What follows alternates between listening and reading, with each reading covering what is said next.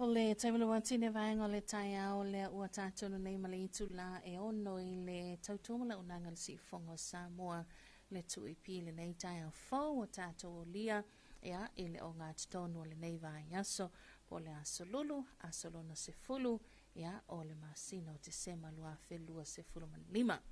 Tautala mananganga whaanoalo I whailo ea le toi te talalo ia o tātou whasalanga le nei tai au fau ma le nei aso fau ea o tātou mo le mawina le a awanga le leima le matautia lo tātou tua.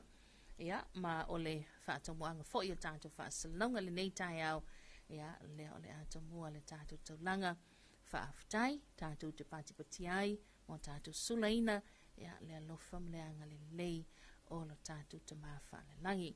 O le tātou sauninga loto I le nei tai au ea le o le a tāpenaina ma taitaina le fionga te akono le fionga ia ai wā loto tau ia mai le ekalesia katoliko ma tā ngā ruenga Maria Immaculata I le fioanga o fasi to uta ia I le nei tai au. Usa mai lo whaafonga le tātou sauninga loto.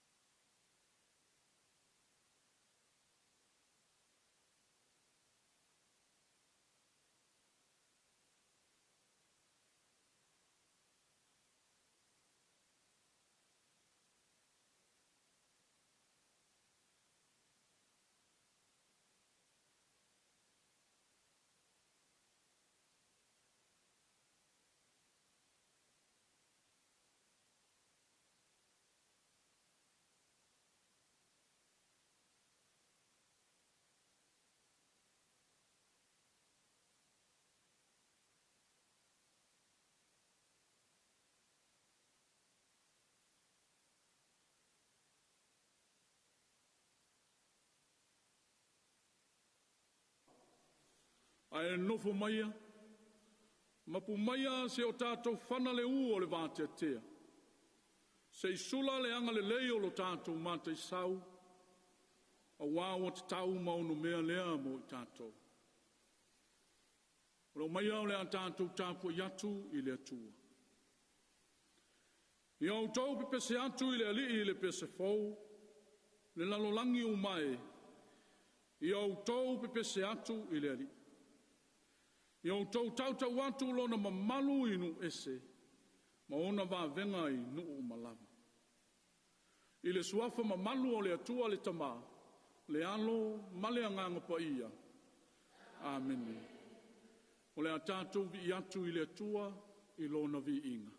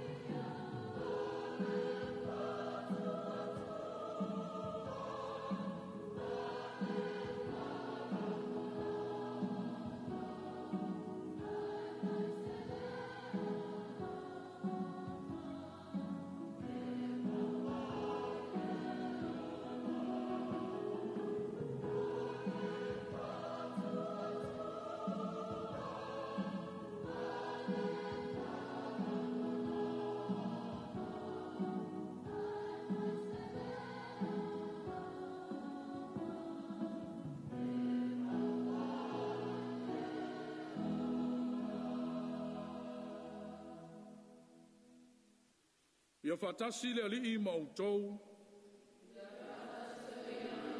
Kola folanga o le tala le lei ma le evangelia mātaio.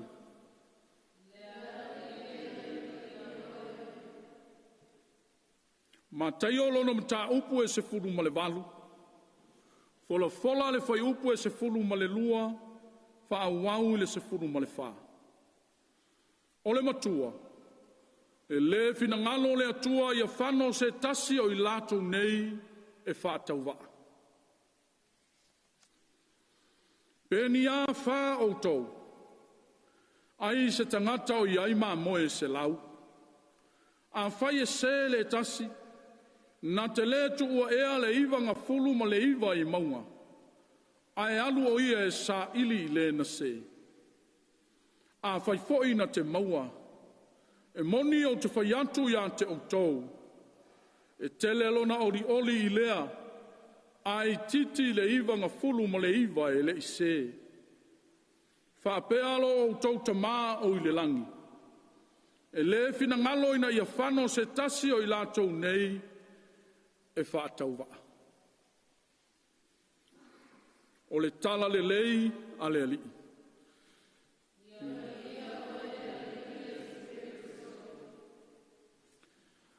Au o mawhauwhaunga a whale nganga o le ne yaso o me le awhionga pa ia a le atua. E tā ua oe, e tā ua au, e tā ua I tātou uma I le atua. E tā ua oe mau, e tā ua le tangata I le atua. O le fesili, A whai e tā ua I tātou I le atua. E whawhewhea o na tātou tali atu I lea whata ua wa au mai e le atua mo I tātou. Pai mai le alanga leo le sili. All Christian recognized your dignity. Oe le nā le tangata kerisiano, oe le nā le tangata whātuatua. Whātāua, lou pa ia anga, lou mamalu, lou tamali anga. O whea mai ai lea pa ia anga. O whea au mai ai ia mamalu. Au whea na maua mai ai le tamali anga lea o le tangata. What is the root of human dignity? Lea e tala noa manino ai le catechism of the Catholic Church. Whai mai le talatalanga. The dignity of the human person is rooted from our creation in image and likeness of God. O le paia anga le nā ma le tamali, anga le nā o le tangata na mai lava I le fuafuanga le atua. Na fuafua whapitoa ai e le atua le tangata e a vea ma ona whatusa pa ia o ona fōlinga. Ia fōlinga le tangata ia te. Le paia anga le nā le tau manuao ai pepe sangato leo le sili. Tau tua nā le tamari anga. Tau tua nā le paia anga. Recognized your dignity. Le mea le nā e tā ua ai le atua le tangata. Le mea le nā e apo ai e le atua le tangata. E tutusa uma tangata I le atua. Po le a lava le tua I ngā soifuanga e soifua ma ola ai le tangata. Pe taua loa pe le taua loa. Pe tamawa inga pe mativa. E tutusa tangata uma I le atua. Whaalongo I le wala au o le aso le nei ma le whiau ma le evangelia. Pai mai ai le whataotoa Iesu. Ua tua le leo ma moe le lei le iwa se fulu ma le iwa o ma moe. Ae alu e sa ili le tasi ua le iloa. Ua se. Ua ese mai le lafu ma moe. E le ngata ina sa ili ma sue ina ia maua. Ai fai mai a maua ua sili atu lona oli. I le tasi lea. Ngai lo le iwa se fulu ma le iwa e le ise. O le tō whaama mao lea le atua e tā ua I a te ia le tangata. E tā ua I oe, tā ua I au. E tā ua I tātou uma. Leanga o lona whaatusa pa ia. Na ia whausia whaapitoa mai mea uma o le whafuanga. E ala I ona fōlinga. I oe le nuu o le atua. O le mafua anga lea na fio mai a Iesu I le lalolanga. O le tāua o le tangata I le atua. Sei toi whaafo I le tangata I le atua. Sei toi ave ese le ila o le tangata ona o le angasala. Le fai mai ai le mori mau. Ale apostolo Ioane. Wawa whapea lava o na alofa mai o le atua I le lalolangi. Wa ia au mai ai lo na alo pele e toa tasi. O le mea e pele I le atua e a pele pelea I le atua o lo na alo. Ai wa ia au mai e fai tau langa ai mo le tangata. Ai sea, I awane I whano. I awane I whano se toa tasi. O e whaatua tua I a te ia. Ia maua uma le ola e whaapapa. O le whina ngalo le nao le atua mo I tātou. Tātou iai le nei vai tau sanga o le ate vetu whaatalitali. A whaiwa ma mao tele la tātou sāwalinga ma le alii, fōi mai. O lo sa ili e sū ia te oe. A whaiwa lilo ia te oe le alofa o le atua, ma lilo I lauwa ai le atua, I le taimi o lau soifuanga ma lo wola e maise le taimi o tapua inga.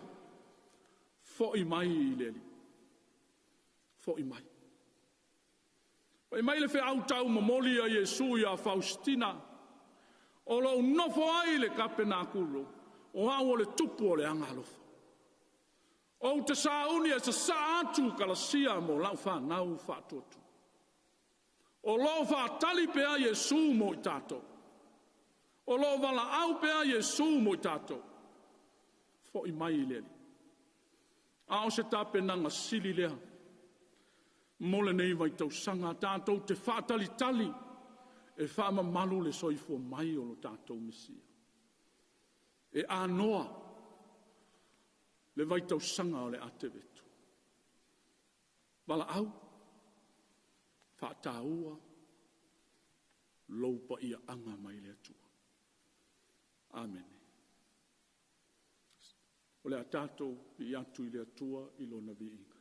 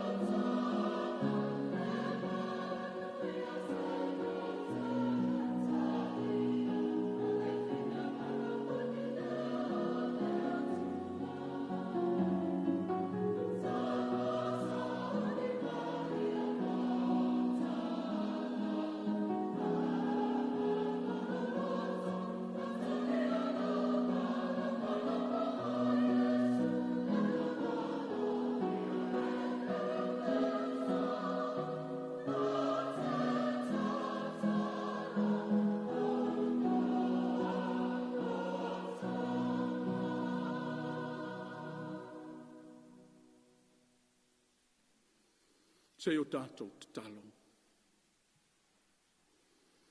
Whamanuina lo suafa siri ese lo mātou tama. A wā o e lava e ou mea umalava i le langi lunga a toa malalo nei. O lo alofa fo'i ua mātou taunu umaiai le masina muli mule o le nei tausanga. Ia vi ia lava la ua fio e whaavava. Whaamawalalo i o mātou vaivainga mo mātou whaale tonu. O se mang sala ua mātou whaia wha mole tamā ia lilo i lausi la whanga pa ia. A ia wha pe nao na e au mai le tongi ola e ala ilo walo i Jesu Keriso. Ina ia mamama ma ngalo ai lo mātou whatau wa. Mātou wala au pea le ali ie. Alofa ngia la mātou sāwalinga. Au mātou iai le nei masina muli o le tausanga. A fio mailo wanganga e maftaina i mātou. A fio mailo wanganga e tai i mātou. A fio mai oelo mātou atua. E wha mausaliina le wha tua o Samoa malau e kālesia. Ina ia o mātou tutu maua i pea ilo mātou pa ia anga. Na e fausia i mātou i le amatanga e ala ilo wha tusa pa ia. Ma ia o mātou whaia o mea o malava. E atangi ai lo mātou fōlinga i ate oelo mātou atua. Ia ilunga ia i mātou umalava. Ia ilunga o si o mātou atunu o Samoa malau whanau whātua umaile lalolangi atoa. Whaamanianga oile atua mamana le ona le mana uma. Le tamā, ma le alo, ma le anganga pa ia. Amen.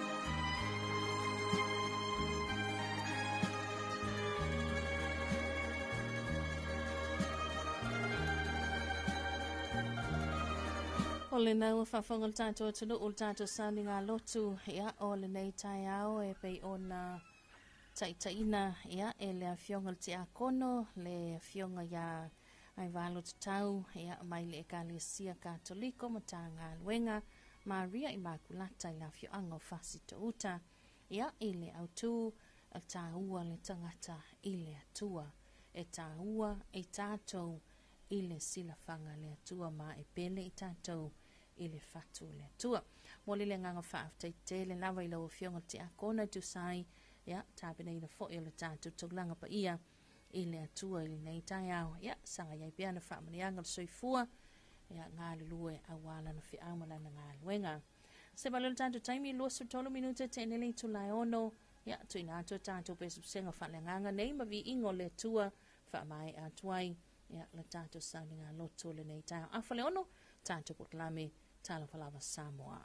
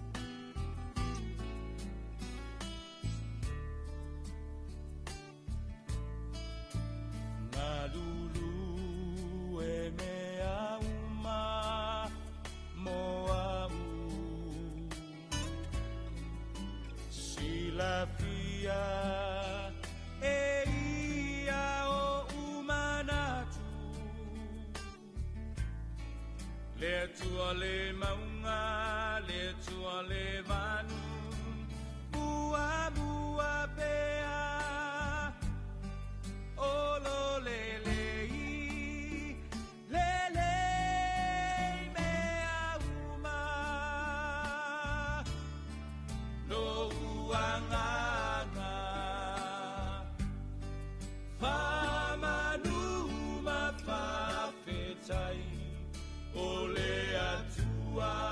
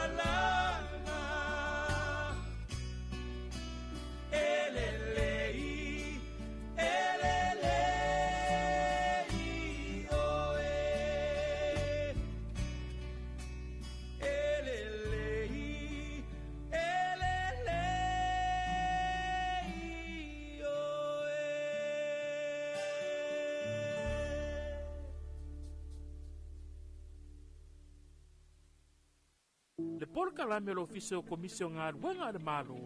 Talofa ma le laufu fonga fia. O le sini au tu o le whaale leo o nanga ina ia vave ma ato tono le whaatinonga. Ma ia whaia ma le laufu fonga fia. Ia whaataua ina le whaale leo o nanga lau tele. Ma ia wha malo sianga tau sile tangata whai ngā ruenga uma le malo. Ai maise teime tau tuai mo le malu o le atunu. Ia mata ata ma wha alo. Ia whaataua ina foifina ngalo whaalia. Ale ma malu o le atunu. E ala i pepa fisili ma le ngaru e whaatasi ai. Ma le malu lau tele. O le nau ta inga. Ina e tuina atu se au nanga ma le laufu fonga fia. Ma le wha maoni. E wha mani ina ai so se tasi o le malu o le atunu. Ilona vave ma le lei ato o toa. Ma o nei swinga uma e a mata mai ia oe. Wha ma ite swinga le lei. Talofa ma le laufu fonga fia.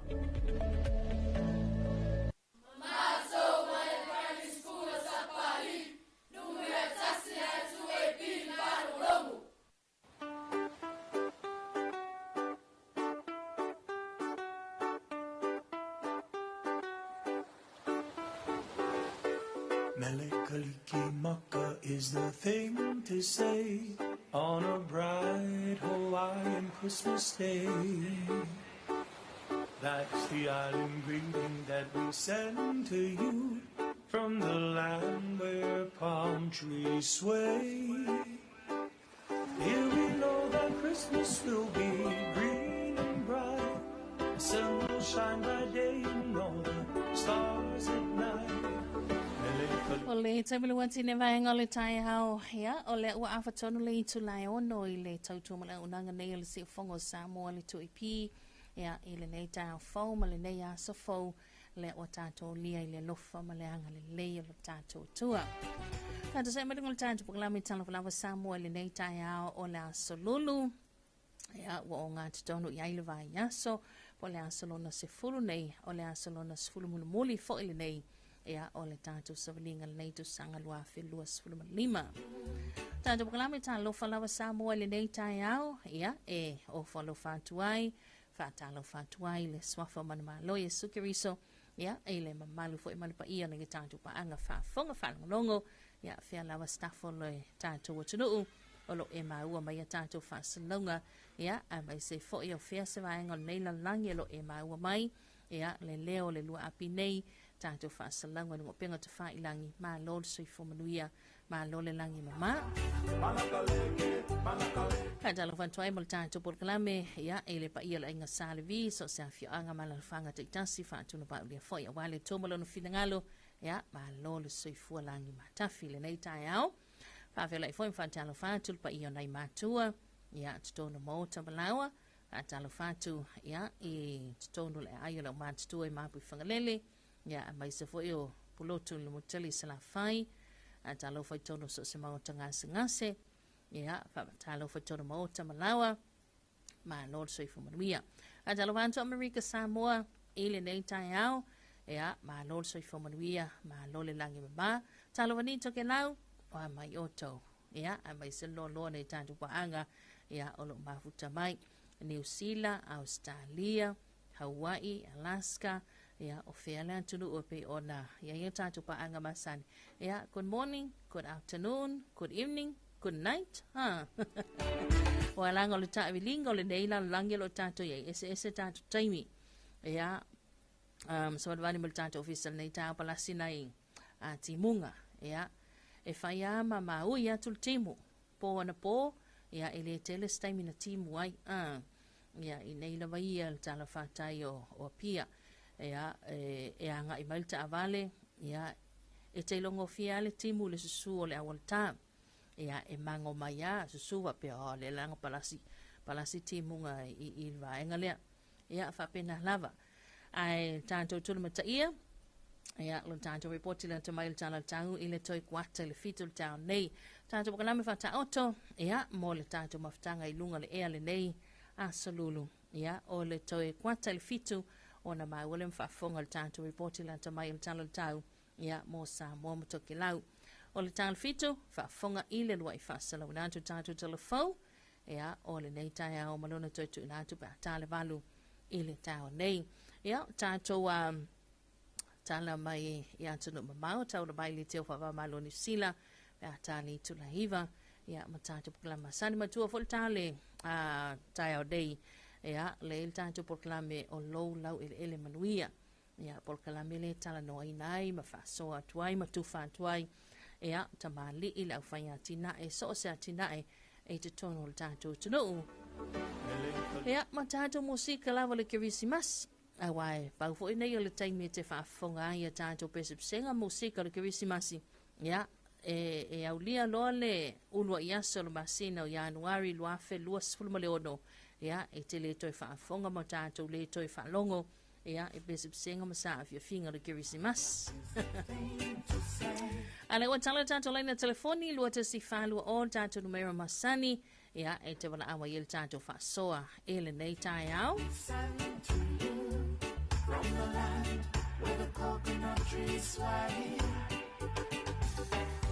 Ea, whatalo whatuai foi, si vaenga sia ua lewa na matanga nuenga matiu te mai bawe au, tāle tolu, ea, tāle wha, whasolo mari tāle lima, ea, sāwai lawa le tāle ono, ea, e whatu vaenga na ua matananga mai lunga la tele, ea, e tuli mai ia le maselo le neitai au, ea, mahalo lawa le usu, e le whaingo fia le mea leo kakangi o le alam, ea, e peia vo ngale la fa o sor ku unga vo ngale pe aka kangi le alam ya wa se ai mai se la to ngati munga fa pele e ma nai ya le mau wale le ma lu le moe e pe la atangi mai le alam e pe o la fa o so ku unga mi linga vo ngai ia e seki ya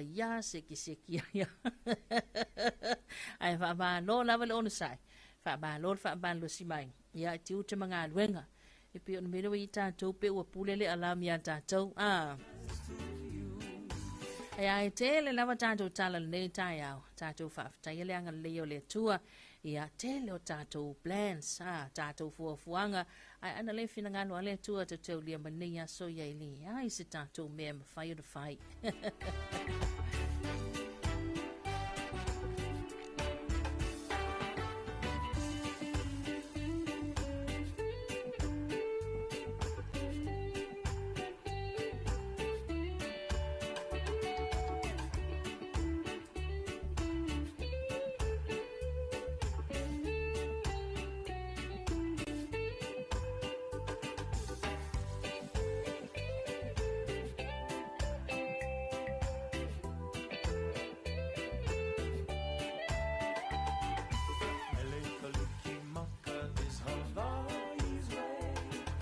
Ea whatalo vantu tātou proklame le sunga ya whetau mi seve. Ea talo vantu lau whionga tupa ili nei tai au.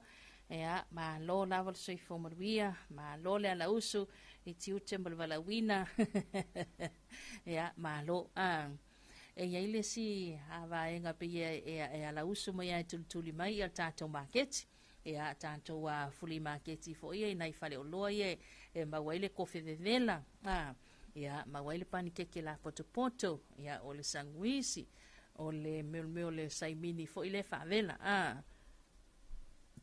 that we send to you from the land where palm ia ai fo ile tangata e ala usu bai ia e kipi o maitua ia vaenga na vaiane fa fonga bai ai ala usu ai ko aku ia kurikuri aku make ki po parule ava ko ingai Ea, whantalo whantu fo ile tina ia matile matiasi, talofa, ea, ma lole tiute alofa maupaanga malawa tu ipi, ea, mai se ai, Paul Kalame, o whianga i matiute ni aso le o mafuta atu i ale i pata. Moni matile, ma lole so i fumanu ia nei tai au, ma lole usu. Ea,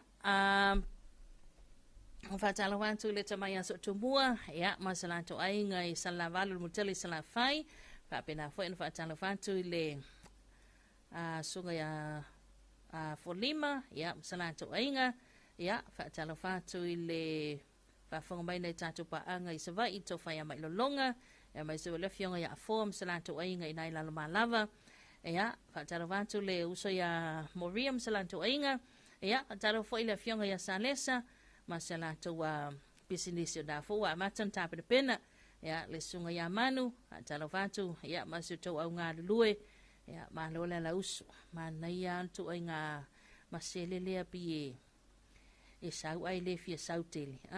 Ia, i le au fai whaatoanga, le au fai ati nae. Ia, a tato se ma stato whawhiwhianga nei tai au. Ia, toi, ia le tato proklame Talofa Samoa. Whawhiwhia talofa pesene ia le au talavou, a le kalesia pona matanga luenga betitisi mai ngā tai vai sa vai o le mea fau le nei.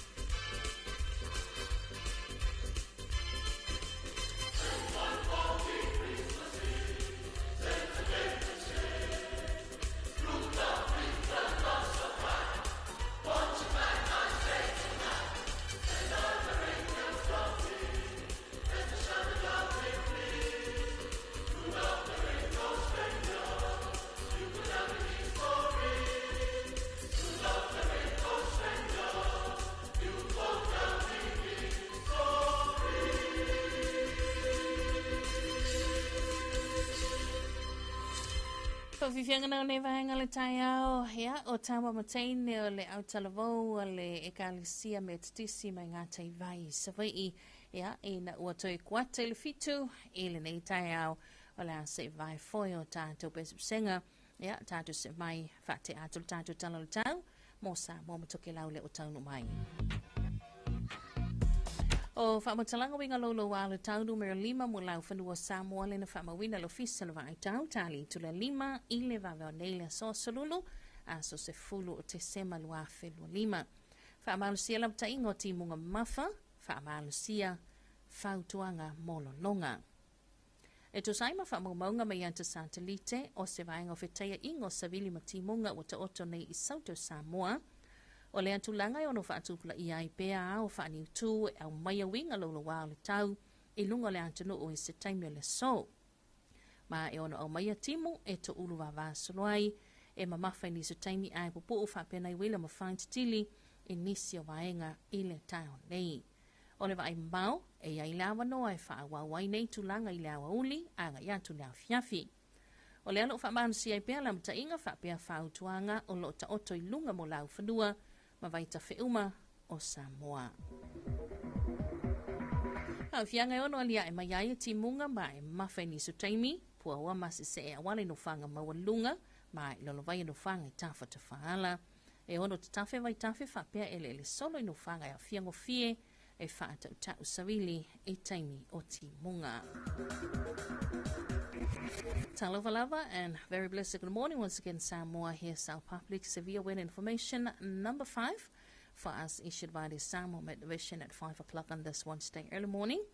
Heavy rain warning is still valid and flood advisory is still valid. According to the latest satellite, the converter zone now lies to the south of Samoa and the system is expected to trickle convective cloud spans over the group and time of today. The system will bring in isolated showers with periods of brief heavy falls with a few thunderstorms in some areas. And this morning and is forecasted to continue in the afternoon through this evening. Therefore, the highlighted warning and advisories remain valid for all land areas of Samoa. Potentially better for Samoa, periods of heavy downpours and poor visibility. Fog and slippery roads from around on passes and ranges, pulling near roadsides and waterways, possible flooding in major rivers and landslides in vulnerable areas, expected periods during rain. O le whaitaunga lona 5 le nā, ea o whamatalanga winga lolo wā le taumu lau whanua lo tātou tunuu, le peona whamawina mai e le ofisa la vai tau le ben sula munu nei, ea e le tali tula e 5 e le vaveau le so. Ai o le tala nei o le taumu vaenga o mo le anturu le na whamawina a whale i tula 5 i le vaveo nei. O se vaenga whatupula ia o lo o iai whitai ingo sa vili mti munga o ta oto nei i saute o Samoa, mai au mai au mo timu e a whiai le anturu e nesio taimi. Whautuanga ma lamta inga o le lanu mumu, lamta inga mo ti munga mbafa lo whabalu sia pia mo laufino umo Samoa. O le lanu moli, whautuanga mo lo longa lo whamalu sia pia mo vaita whiuma ma nofoanga e a whiango fie o Samoa. O se vainga nei mutali sala whai ma tumbua nei mo le sola vai le asalulu e to ulwa vaso lai timunga ma e mamawhai ni so taimi ai pupu whapea nei wila mo whain stili i nisi o waenga. Vainga le tamai mo le aso tai au le aso tofi o le aiai nei timunga e to ulwa vaso lai.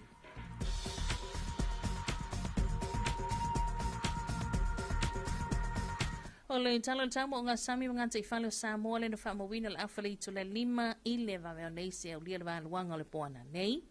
Winga le tau o au susu o savili le vaito lau savili mai mātu i sae o lo a fiai o ngā sami o Samoa.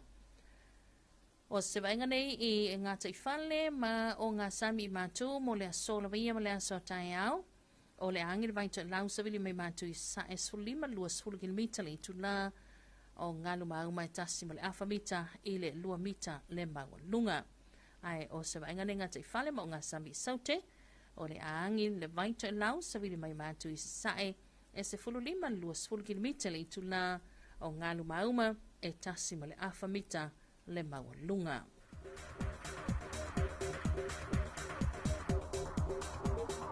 Okay, so morning is your forecast for our Samoa situation.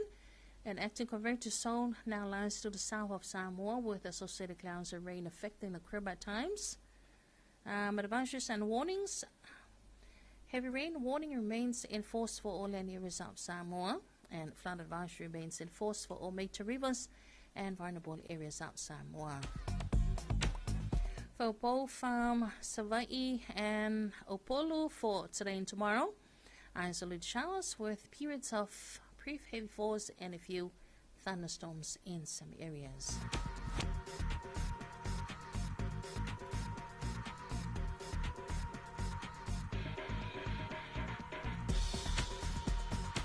And here's our morning marine forecast situation in most northeasterly winds flow affecting Samoa's marine waters.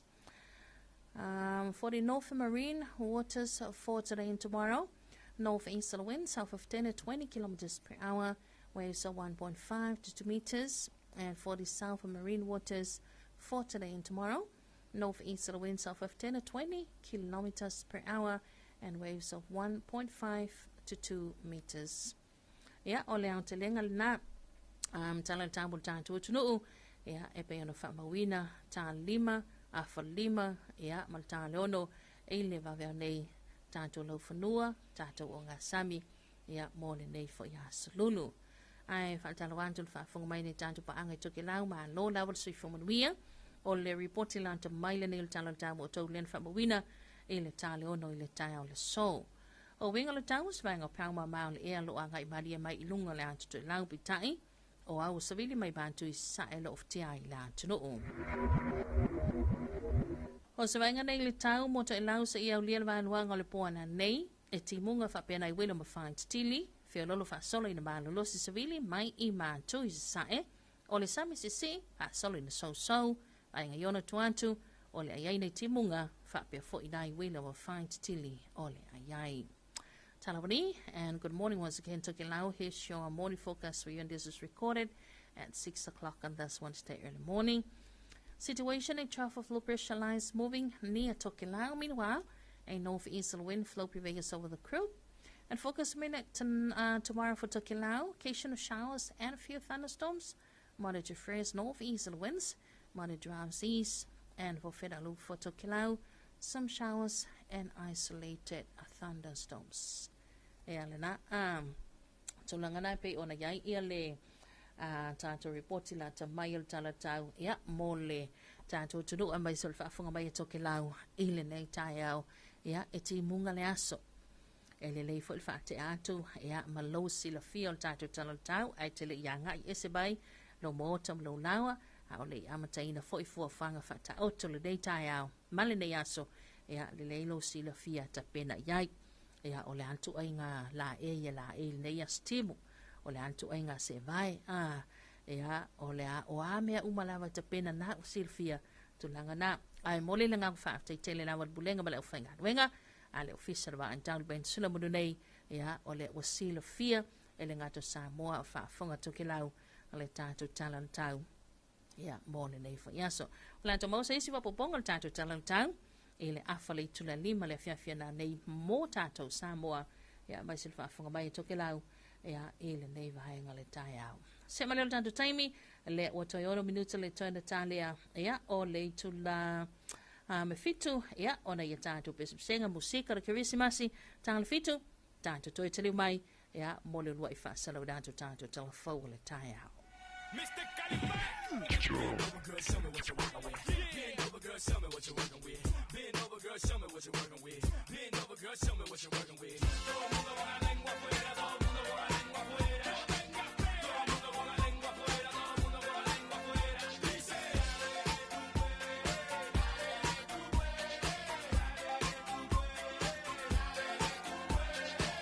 I'm feeling so. Mama, look at so. I wanna take a hustle. What does she say? It would be my pleasure to please you. Lick, lick, bite, bite, nibble, nibble, ease you.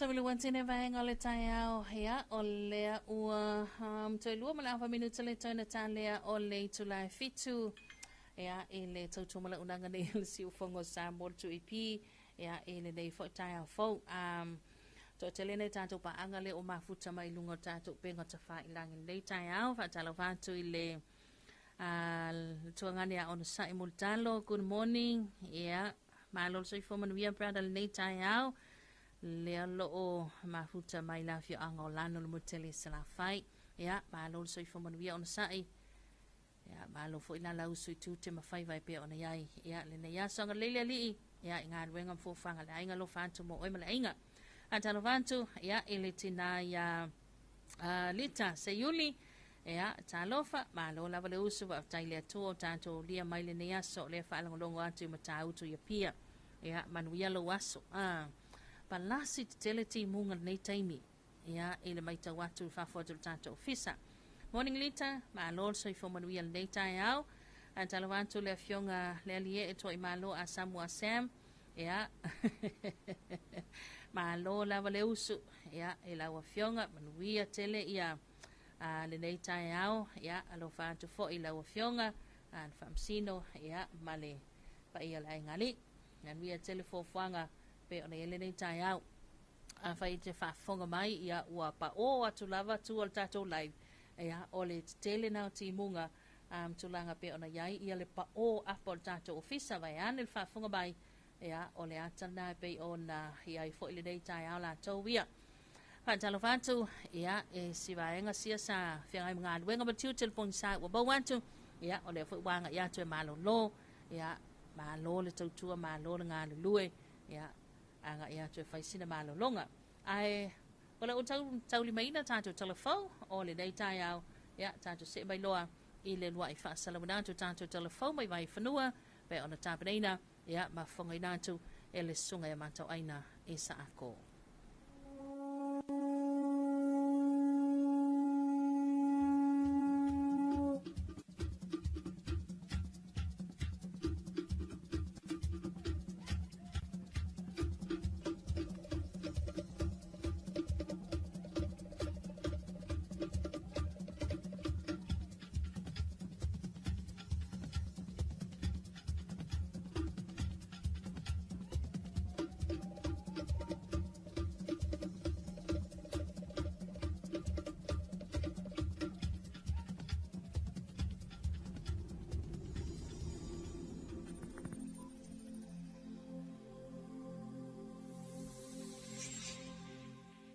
Talofa lava o talafou mai vai whanua.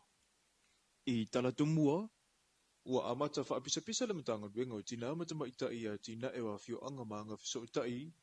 I le whaatono whalawa le malo ua whaingoa ino le pola pui pui. I se whaatala noanga na taula mua i le matanga luenga i le imamau atu. Na au mai e whina ngā lo sui mai e kalesia. O whaasara launga, o matai, a toa matangata e ia ia fianga tūmau le soifua.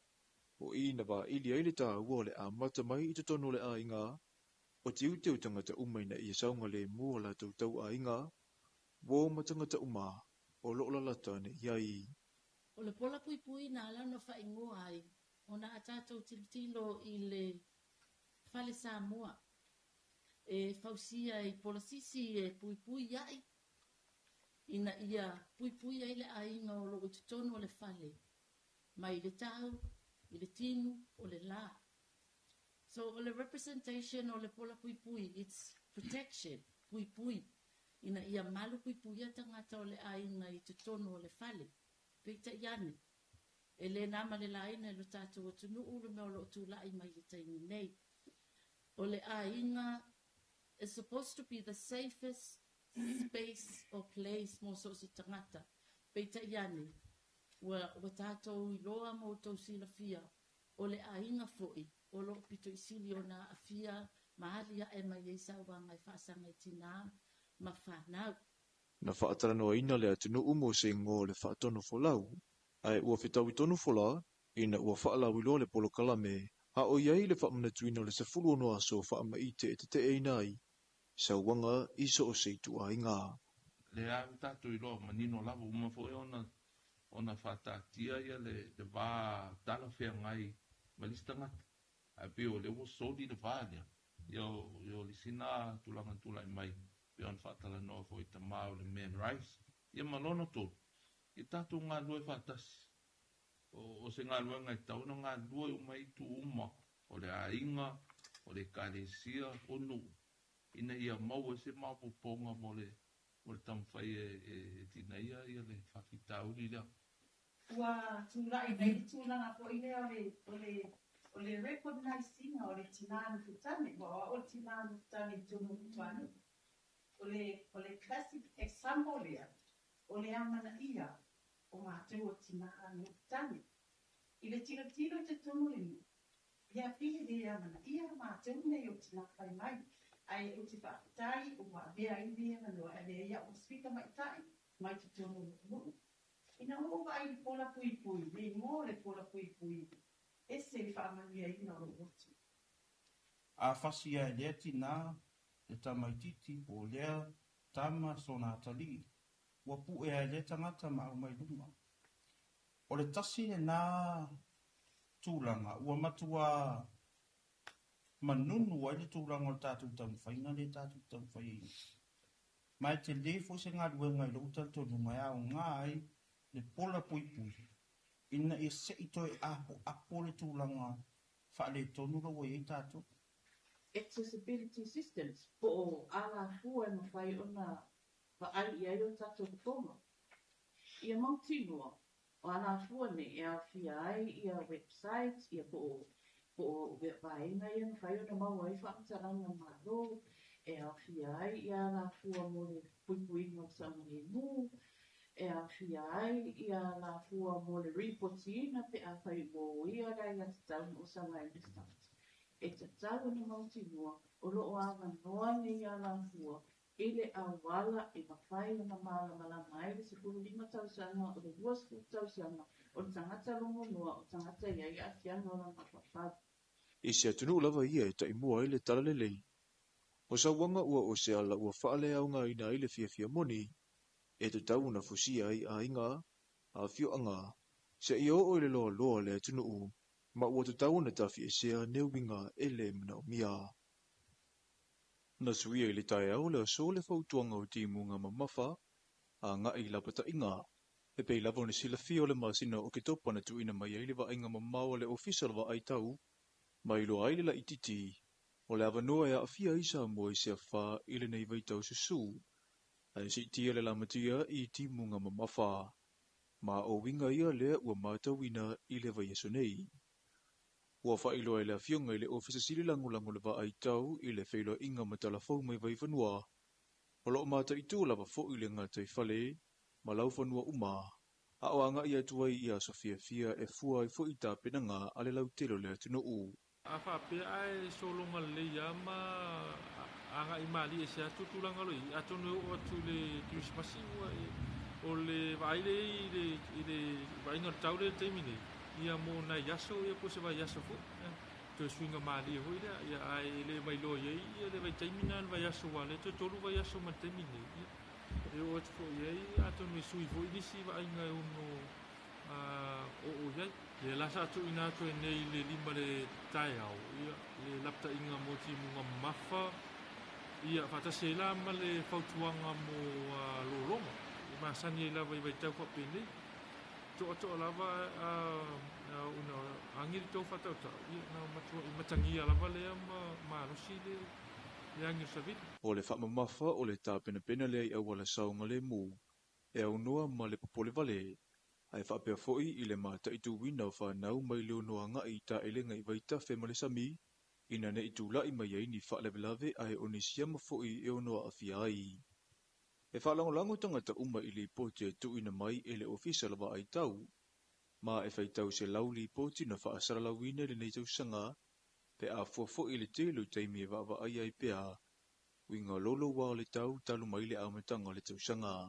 Ese ia whamaumonga, ese ia talar tau masalo te atu male se fulu tu ai ngā talar whamaumonga o whamauina lo ofisa, ese uma o ngā o whamamong. Ia a o tau sanga lava ia le watea. lata lima se lau ia vaenga fo ia o whamtalanga winga lolo warta. No le whamtalanga o whainga i o puletini sa tuina atu i taimina lolo warta. Ia mantua la tasi le aso a whapea e lolo warta u le aso atua. Ia e wha ia o ia lua ia whamtalanga ia tuina atu i mol mamalu le tunu. Una winga ta i lua le aso ia whamtalanga ia winga lolo warta u tuina atu ka. Fase lau la mon tup fase lau fitu ia pe la talima se lau whamtalanga i le financial ia lana umanei. Na whai malu i tau ni se o taime uti ai le au whai ngā ruenga. O le whaale tono masini i ni se o taimi. A toa i foi ma le whaalua fisasi o whaai unga le hatunu u. O na oisi foi whaamatalanga se whaasoa i la tau e le iai se tumai. Tau wa ai tau i lunga upengo fiso ta inga. E ui i lea, e le iai se taimi le nei tau sanga. Na misi e le longo ina o Samoa uma, i tala le tau, e le nei lava tau tua. Ua whaisi umi o whaata o tolia i le mautanga se ngasi i mato o tua le susunga i le ta iulua li i ar kolisio malua fau i le nei tau sanga, talu lava le onga manu anga na whianga i maia. Ina ua whao lima ia inisi o tupulanga, e le whaingo fia le misi o le telo le sona mamata upu sa ao ina, ai me soso e ngā whaitau li o le tau sanga, o no le whaafita o li na fua e isi tangatai au noa ma le manatu alofa, i le soifua o le fo i alo le atunu u.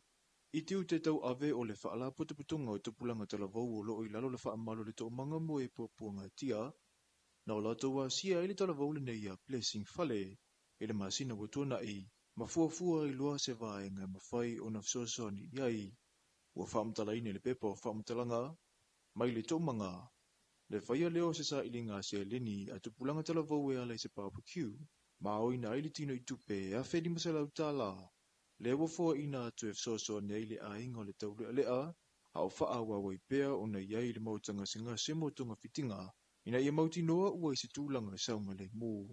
O le tau tua le tōmanga, e fsoso ani i e wasawa ina, a e le taimi tasi o loo langalango ina i fo i se soifuanga suia mo ila tau, o loo whaatupu ina nei ti ngā mamawhatianga.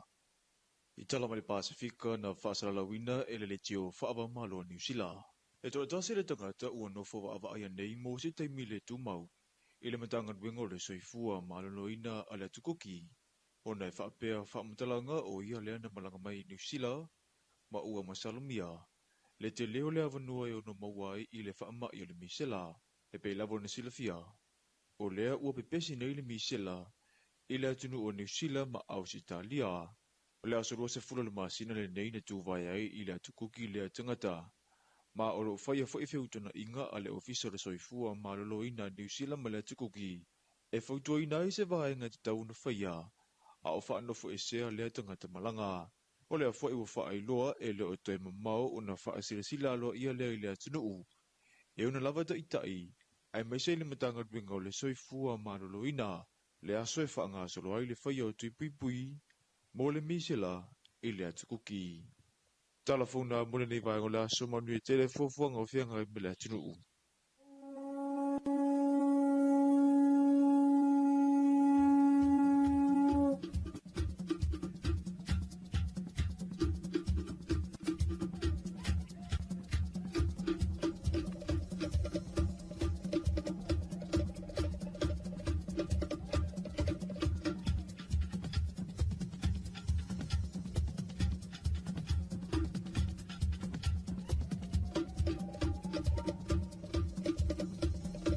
O le taimule watine vaenga le tai au le o se fululua minuta leo ta ine leitu la fitu. Ia, ua whafonga le tātou tunu i le lua i whasalo nātu o tātou telefona mai vai whanua. Ia, i le nei tau la sululu pe la tāwreina mana sa fonga i nātu le sunga mato ai nei sa ako i le nei tai au. Whafonga mai ua tautu i nātu pe atali tu la valu. Ia, i le tau nei, tātou se imas tātou whaafifianga. Ia, o na toi tātou e le lunga tātou kulame Talofa Samoa e le nei tai au.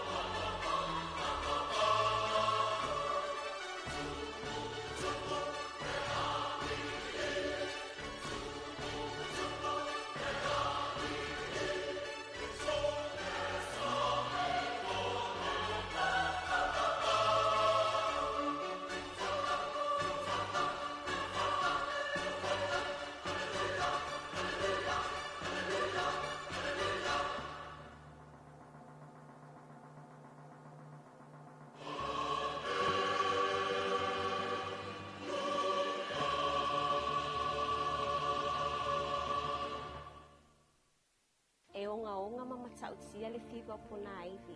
E mawhai o na mali waile tangata pe a onga a fianga o le fiwa o pona iwi. Whanau la iti e pitusili o na tinga ina i le fiwa pona iwi. Whamamalo si se manga. Uwhi maru ka alone, ma mea whaitiu. E whaapale ai vai tauma. Pui pui lo aina. Whaamama me whaitino malapisi e mawhai o na toa i le vai. Whaamama a la vai matali vai. Mata i tū le lei fōlinga wa aia, patūlanga onga ai maise o afianga tūnga o le fiwa o pona iwi. Samoa, wawe wa ai se fō mai se wharimai na taratani. Samoa, whaatino nei loa. Le puipuinga o le fiwa pona iwi.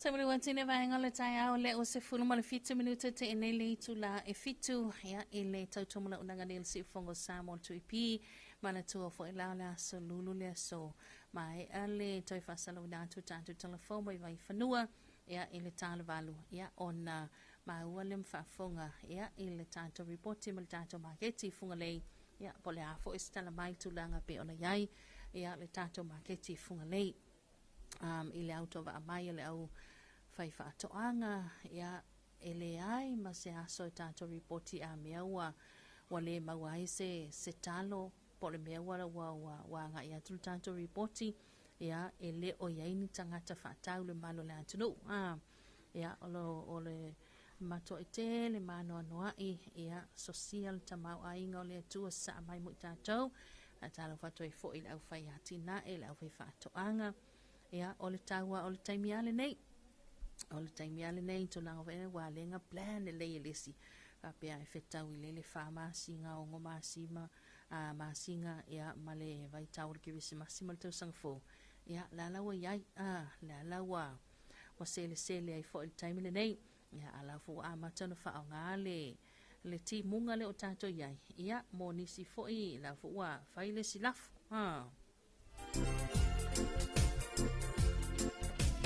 Lua si whainu o tato leina telefoni mi talatu. Ia, tato whaasol nei tawa talo whatu fo ile fionga ia momalo. Ia, masalato ainga inai whalea siu. Ia, malo se fo manuia. Talo whantu le fionga ia le au pepetele, Filipo le au pepetele. Ia, ma le whaletua, mai se fo ilo whaalo inai whalea siu. Ia, good morning. Malo, lawa se fo manuia. Talo whantu le aio le au mātutua i mapu i whangalele. Ia, anai tamama nai tina. Mai se wena ita mai tai tapo sama la to nga lue ma lo la wal soi fo manuia e le nei va en ole tai au ia fa talo fa toi fo ia ila to le na usu mai le moteli sala fai ia le va usu ia pona ho tapina tu mo le moteli sala fai nga luenga matute ia mai se fa talo fa tu ile i kapiteni ia malato o va o sa tasi ia pe ona to toina le tatu tu fa malangai ia ile tu malai tu tulanga pena i wamatua i food book o malava malanga ta avale ia mai se lava leanga ia tu i nei tu mua nei mole mutele se la fai fai ona te fua te fai kilisi masi se vai ia le whaapea ia e ave o mata avale a whai e lua pe tolu ta avale le tau ai.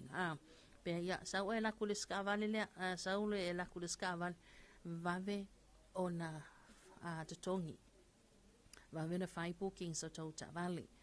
O le whaamatalanga mautinoa le na ua matua i pisi lava matua i tumu lava. Au lau fo matua i tutu a ai lava le pulenga wafu ma whimalanga inga le tātua tunu. E le o toi mawhai on toi whaatangara vaenga fo ngale e alu ia simi e whaile tika le lanta avale ma alu lungo le ngō simi. E a ai o atu le wafu e esele le ta avale lae anga ia tuai e le o toi whaatangara tulanga na e le mawhai foi o na toi refund pe toi whaafoi atu lau se leni pe a whai ia e wa le whaatanu ina lau malanga i savai. Na o na whapena atu, ea, mo ila atu o le fuafua, ea, e malanga atu mo tele sila whai, o tulanga fo ingane wape, ia kako woi o, kako kukua iai all stand by, ia maua lawa noa, ea, ta ilo iai, ona o le o tatu iai le tulanga pisi, tulanga pio na ife malanga ingan mo tele sila whai, o le ana maua ia tatu wa, so ta inga foi, ea, o mato i whai lawa sina tumu, o food book, ea, o le mele, a whapea o nae, e fuafua ia le malanga atu mo tele salafa ia le lava lova vave anga isa o pea e le tato office ma tautu ia e tutongi ai ia le ticket fo ia lo awala e na ia mautinoa anga i mautinoa le wafu ala i mautinoa o la ticket le i le va o le fia le a Sofia le alu ma le to sau ia tulanga na ai a fai fo ila o le te anga ia to te ta fa tali fo ngale ava ngoa i o le wafu ia ona ia ina le tau whamale uta. Aina na whapena atu o le whamanatu. Mai se wa ila tau na i o tātou tangata ia malanga mai i atu no mamau. Ia mo asia singa ma tā whaonga ma wha moi moi te tele. Ia o le neikeri si masi ma le tau sanga whau lo tātou lioni atu iai. Ia o le mahanga na le lei lava le anga i mai loa. Ia whai lo le tiket o le tā vale. Ia e ma whai fwoi. Wa le se au nanga ia tātou a car rentals. Ia e vili mai ia anti ma ankola i fafofa mai i le car rental le pofea ia puka ko stata vale lafo mai ma le seileni deposit ai le tongi no ta vale pe food pay mai ai o i New Zealand pofea le atu no ule malanga mai ai pe ia faile puka ta vale ia ona puk leo se ava noa mo sa va il vai aso le nei ia e tau no mai ama lo ia kuakulai o le kile o lau tavale ia o le tike lea te malanga i savai ma lau toi fui mai e whawhaingo fie ai whapea fui lau le te malanga mai atu no mamau ia ai whapea se i tau nuu mai nei ia ne te ue tuai o na o le ua whai sina tumu o le tātou utu nuu ia mana tua fui lau so whapea nei ia e to tele ia i lato e malanga na mutele sa la whai tulanga pio nei ia na o na whapea na atu lava Mana atu le na ia mo tātou whamalanga inga i le vau tūmua nei mani mutele sa la whai. Se wala tātou taimi le o luso tolu minute te enele tu la e fitu le nei tae au o i nai te anga mai lunga le tele ma lord sui fo manuia ma lo le usu fai mali e mai whai si na susu mon masi se o nei tae au. Tātou se tātou whavifianga sa i foi o tātou kalame Talofa Samoa.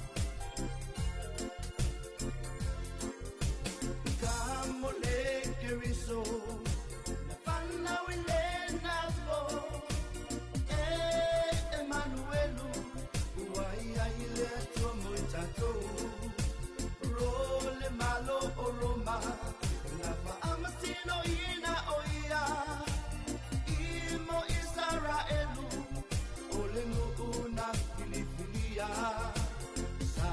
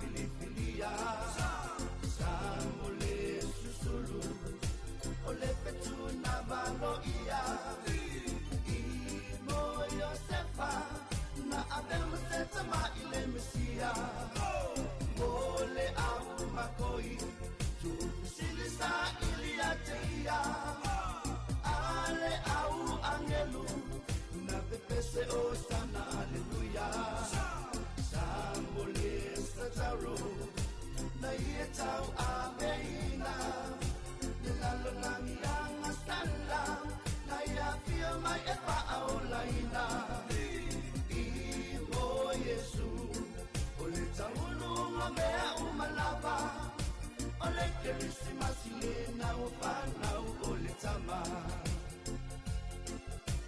Christmas for you and me Christmas for fish in the sea Christmas for birds to see Merry Christmas to the King Christmas for you and me Christmas for fish in the sea Christmas for birds to see Merry Christmas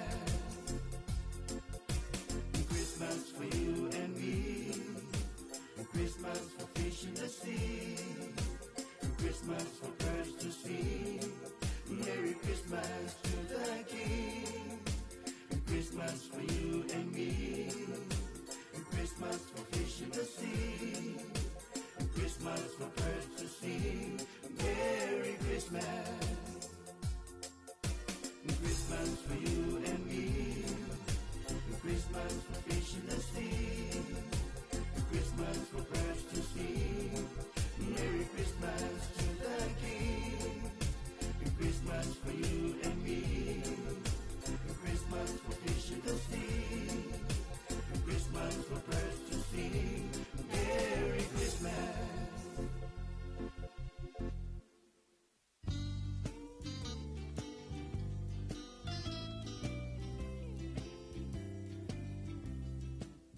Toina, fea eu supo ye. Te o te alua tupo le asi la me ta pisa mai ngā tai le whare komiti. Ka longol vai ngā luol poro kikian malo, la foi wapo e kumkumu e ngā kai. Mana te le ala, awano le leia le si taru sanga ia i mose masini fo i le vidi ai la au. Te lo se palo lolo mau i masini yo. Ui papa, ke haru sa o alai vai tele. Ile whale loa mo whatoanga, te mawai masini le lei, masini anga ta o oi e kuai. Te le lava, o te alua tu lai le whare komiti taru sanga ia no titi elo le i vai tele se i mata i e masini.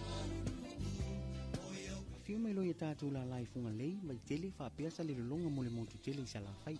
Pe wala au mai fo i numero telefoni 225 251 o whapea sa le longa i le 5-3-1. Pe asia se fo i lunga o penga ta whailangi i le mātou Facebook page. Samoa Agriculture Store Company Limited. Samoa Agriculture Store, helping you grow.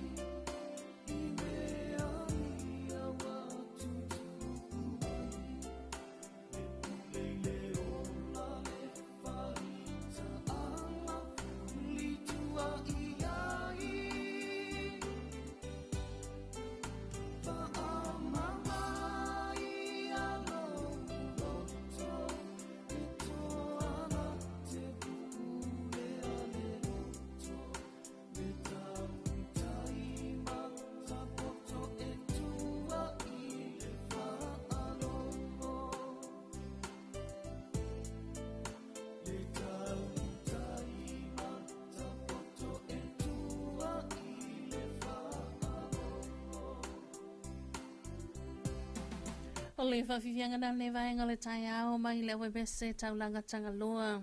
Ea o le tautai matapoto e tu e le whalongo. E na ua se baltado taimi o le ua toi lua se fuluma le 5 minuta le toi Natalia o le itu la valu. Ea, taunu mai fo ima le sa o le sunga ya tupai. E le nei tai ao. Ea, e le mai o fo ini su tātua. Ngā luenga whatino ia e pe ona ngel tātou li potel market. Morning to pai malo se fo manuia malo le usu. Ia, malo le se fo manuia te Filipe Pele ni vaenga o le tai au fou o ngā tutonu fo i o le ni fo i vai aso le aso luru le nei le se fulu. A se fulu mulvuli o le nei tau sanga. Ia, e le toi ia se sia se fulu o le lua olua lima. Toi au se fulu o lua olua ono. Ia e... Pa malol tātou atunu o nei tai au fou, vi ia ma whawhitaile tua o mawhai o nā. Tātou au lia maile nei aso fou ilo o tau soi fua lau lelei, ia e mese so mātou wola. Ia i le hanga lelei o le tua i tiu te fui mawhai vau tutofi ei tātou. Whatalo whatua i te itai o le tātou atunu, te itai o so se whatawhai taulanga e fia. Tinam ta mama tutua, ia o lo mwhai anu tapua i mai mau te malawa. Ya mai se ai le pa ia mo lunga si o tātou atunu o Samoa le nei wa malei fo mai whanunga le leo le nei tai au ya matalia fo ngā luenga masani o le nei a sululu ya mai se ai o fe au matiute ya a ila tau e mafuta mai mautu malawa ya mai se le au no fo fale ya so o tuai male au whati ngā ulu tu ua le aonga Kama vo ingane so ia awa Kule menga. Usanga o keminge ya ile siko inga me si ono mokua. Fapia. Se moku ua fo ya onga se ngare ki ngai o mafo fo ngika maki. Ai a o fo ka maki le onga. Fapia. E pular ki me ku ua mai esi u fa ngau. Ese ana mono mene o tinamta mama tutua. Ia ai mo ia la i silo matua. Ia ai pe e kakala lo fuspa o povi fo ngara koi inga. Vai la le vavi o le file mu. Au kama voinga. E tuai le tau sami sto ina masilo matua ma lo kaya. Ole kakope ai kama sa o ia. Vai le sta mai dice mai. Ia e fiu e whafango ia ngofolo e ngofo mapama na le la mako wall finger winga. Ia mai ia mami matai de finger winga. Ia whaapele lola ia le ia vai le kia papara e umalo lo ai whamoa lai ia kusala le kuai le ala nge skoi ko lai fo e whanga lau sulu ia skoi le ala e kua mai wasusu male skoi inga venga langa luenga kaya ai sa sai ai ka malo whamoa e kul whalau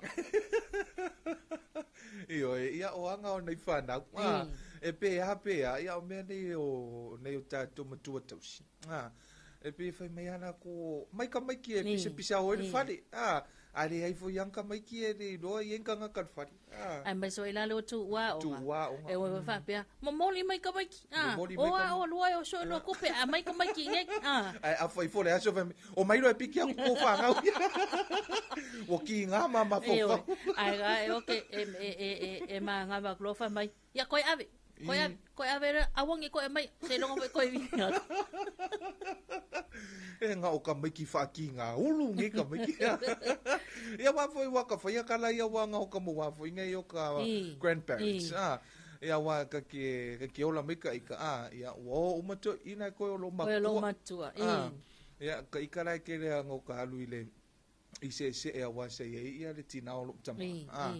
Ia makolo makua la nga so le fia kere na ya se amai le kama i fale o mo le si se ngofo fale amai le kama ai uma me ai me amai umar kama se vacuum uma ia me ai ai umai fo o le manga valinga wenga ko vidi me ko se wa piki ku le ni awang e koe amai uma me ai al pusa isa uma ia apia no uma masuka la ke foi ula lole ai o vai tau ula lole o vai tau se nga nei anu mfanau wa pe au te talitonu pe au vai aso nei te leina mai ai ia tau lunga i foi e amatu uai le fanau ko lisi maulunga wa talitonu pe ia o te leina uma ia o tulanga lua ia te ilo ia i te o se tātala voi le te tonu o le au te vai u fanga solo ai kolisi maulunga ai pe o le vai aso fou le whaatonu i nai le whaunga telefoi le tatu universite. Tol whaunga le tausanga whaavai le foundation ia. Asusfulua. Ia, vai la le asusfulua. Asfareile nei. Oi, o le asfareile nei. Yes. Ia, ai mulmuri ai le whaunga vaenga foi leo le TV to mtaupu mtata ese. Asusfulfitu. Asusfulfitu. Ia, o le na whaatatianga na o porkalamea tūlanga taua o ngā waipe e taua lunga uma ia whaunga lau ngā tongi. I le whaunga foi le tausanga whaavai le universite. Pa malo i foi nei whanau. Le tausanga whaavai le universite. O wau se la sanga fou foi le ia i latou. O le a o onga ia su e mta upu tau universite. Ia wale sa a maka mai a onga tūlanga lua kolisi. Whaso solo a whapena. Ia whamalo toi foi. Ina ia lo mo whanau. Ia me se foi o le vasenga o matua o whaiva. Ia le au pulo fesa ma malo whai a onga. O le aso na filen whatanu ina launga tongi al kolisi Samoa. Ia o le kolisi o anoa maa. Ia tulanga na manisa kolisi o le maua. O neila le e whaanga solo ia le launga tongi a kolisi o whaleata. Ia kolisi o le fifi. Ia. E pe wa tele na uma. Tele na uma. Tele na uma. Ia wa e pe saola lo saunoanga antafili. Ia wa e pe o lenta tanua. E o lobo tele I kolisi. O taule ia ni ya o tulanga lua foi. Ia ese foi le tapenanga o whawhiwhianga foi em whapispisa o mol whai unga tausanga kolisi. Ia me se foi o tulanga lua. Ka ke va ia kulunga re Facebook a mai le a video malie. Tulanga foi o whaia onga ma fua taimi. O winga voia I o whaia onga mo whai unga tausanga o lantou whatunga. E isi pese ka ke whalonga o koipe o lau whamalie whanau I matua. A le se tūlanga o le to e oso le la. E mai se lava ia fua taimi, a fua taimi ia le tamaitai. Ia pi tau le whaaleanga mea li. O fui ngani. O ngai ali I la le ka ke vai a kulai fua kai. Ua makua I mama pala I whai ngalo o makukua le mene ka ke vai a kua ilunga le. Ai a fua taimi nei se tamaitai. E sara. Ngale o wakua whaula. Ia pe kua se kupe. Ia ai a fua kaimilonga ia li. So le whawha kule si le kua. Ia la kua le si lo makua si I lunga. Le malo lo sio I lo makukua. Ai umai fore aso. Ai oi fore si aso. A mai fole fangu ngane se lo mi mi ka. Ngala longa lo leo to ina. Ia mai ia mi foi ngai lia ngai lo ai fu wa ela ku fai ko kasinga o ela nga kongi. Wa pe ma sangi e lo ngo fie ko inga. E ura vale la ngalo makua ko nga me va. Ia a wanga na por fia ma to sa fia. Nei matua. Ina wa hi umar manuia to mu fai ngana ia lo fa na. Ia wa e tele ata tu tala fa pia. O le taunga tau le pidi a onga. O le momoli le fale a onga. Ia o le lunch. O le breakfast ma le lunch. Ko e ku uai ma le ruaka la fu I le fa pia. Ia a kua le a onga sau whakauso wa skate. Ko le ase le ia ai mai fale. A wale ai savadi mai runga le awala. Ia vahenga na. Ia ai whaangalo uma ma ngalo uma ngamia. Ile manuia tau mawhainga na ialo mawhainau. Ia ai mona I o tātou whanau fo I ele manuia tau mawhainga. Ia lai fo ito yoso I la tau sanga fo to I tau mawhai. Ai po awa lesi ngangana whampea. O lau whale tonu, ia ma lau fei o tau sanga ne. You have to learn from your fail. Kusa o lau to e whau waitai au. O lau whale tonu ma lau le manuia le tau sanga. Ia leina ia o wina I fo ni ma fo whau. Mo le tau sanga fo. Ia wai lista mai titi vai ak ngā le kua I lunga wa lau wha fia mai le ngō Tuwain. Tuwain, ia Tuwain. Wha pia, mea kare wha pia lai. Ia lai talent ai alanga ia ma fau whau. Ioi, wha pia, ia. Ai sta mai te lanto li poti mai lanto a whaiaonga. Wa telele ai ia mai ala ngā tongi so ole sia so whaile Barons Day. Ia e tā ua le anga ia tō mātua e tala noa sa mai a whaiaonga. Pea o lo walo e na ene sta mai te mai. Ole le lei al taimi e whai discussion fo ia te tonu le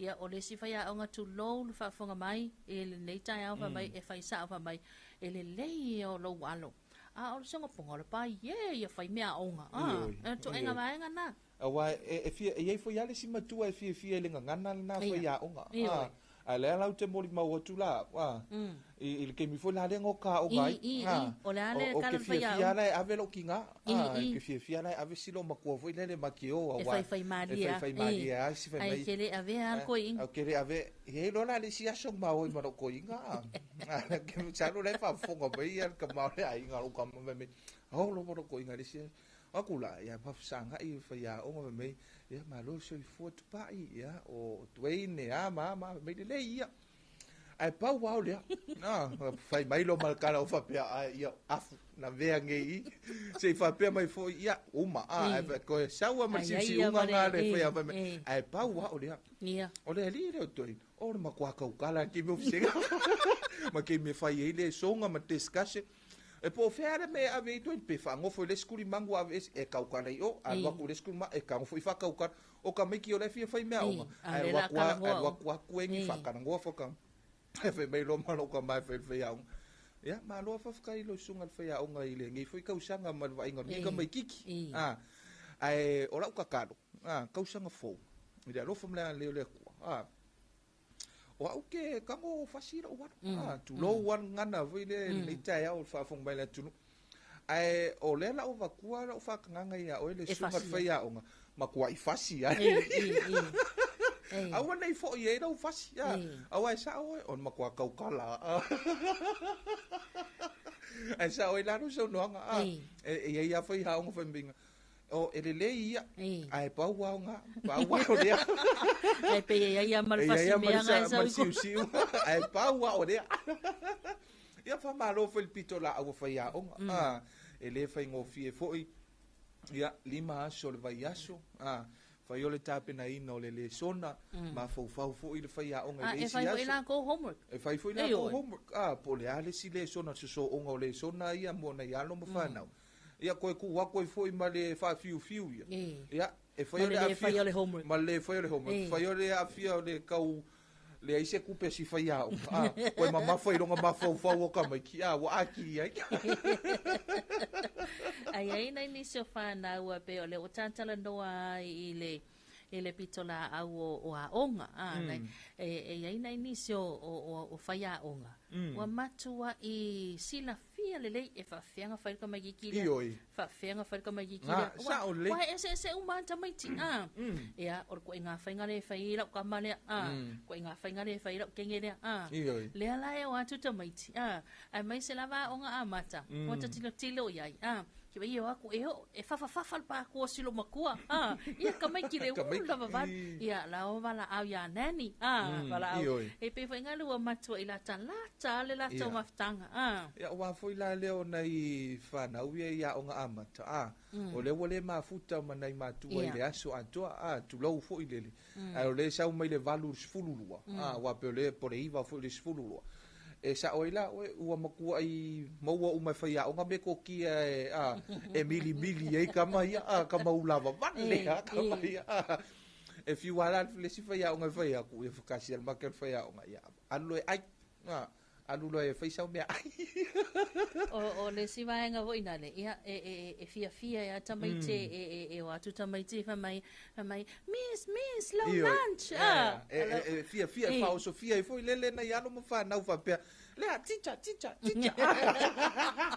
o le abo pe sa ka ko fia fo ia e se foi le va ainga tu pa i nai fa na uia i lunga e whaunga i launga tongi a kolisi. Kolisi, Ea, wai e launga tongi no iai, no awa iai. Ia, pe e special la lale taimi ngale laua sau whawhai umale mamalo mātua, ma laua laulia. O ali mtamantai whaiaonga, tā whapitoa mea leo le pese, ai la tula solo le senga whaau. O ta tilo ai o wheka ngisi o ai ka maiki, la tau langona. Ia, wheta ngisi o toi mātua. Ia, o le langona wa lala nga yes, lala ese levo lala yai la tau. Iyo, awai, ele fa pe fo ina o kolisi. Ele fa pe fo ina o kolisi. Ia, fo ia senga pe lor vasenga valu Ia. ale vasenga le a Primary o school. tulanga lua primary school na o le langona foi le o le ale koe vai la ka fai a o nga lea o le a o ka le koe ngofo i kongo le lau mua lea ma le fale a o nga lea e tau fiololo mai la le kolisi e wapena o le fatau sanga e te a o nga ai o la o lola o le tulanga lua le primary school e valu tau sanga ia le nga e a o nga ai ko kiki a se folu e fai nga ka foi lele ia kai ka fapea o inga ka mo e solo ai o ko ya mai uma like bring back memories bring back memories for ye anaita mai ia me se foi o ngai fai a o e ka ko mafo foi le sika mai kiki fapea o sori le fai a o lele nga o ka le usika ia o e fai foi la tangi ale al kamaiki ia o le masu fo ia male o tia o le loto fo ile le fai a o ile ale to va ai le langa student por kamaiki ki le renga ia ka ngofa fai le mai le potu sala lau mal to mai masani ma ia fi manga o fo ile le fai a o ia hi umanuia hi umanuia to mo fai nga alanga student le ia ilma fo ile le al fai a o pe luas fulu tau sanga lumanai ai ko vala o ma no so for miss va kula o sfuta la le so lunch va kula le felo e pio se ele o le tupela ai o tilo foi le o le foi a papia fa aftai o le wa i mal manuia la nga duenga mo oi la mo nga duenga kausi ai la o makua ia fa aftai pe lua kala lima kala mo ia fa aftai wa i mal manuia se nga e pio le ma fo nga na nei ni so foi a o nga foi e sa o leila wal tūlanga na ia a o nga uma whapena ana whaatino la tolo ngā tongi nei aso whamanuia te lele lii ia mai se fo ia i la tau e mau whailonga ia i la tau e pati ma le pō ia le peona saunu hatu ia tupai ia e au ngā fo i lo e learn mai oi lo whaatamala nei tau sanga ia e au ngā moa tai au ai tātou se mas tātou whakifianga ia vai foi o tātou whaasoa e na ua toi 10 minuta le toina tā leo le itu la valu ia whawhiwhia atu Isaac Pula e le nei vaenga o le tai au.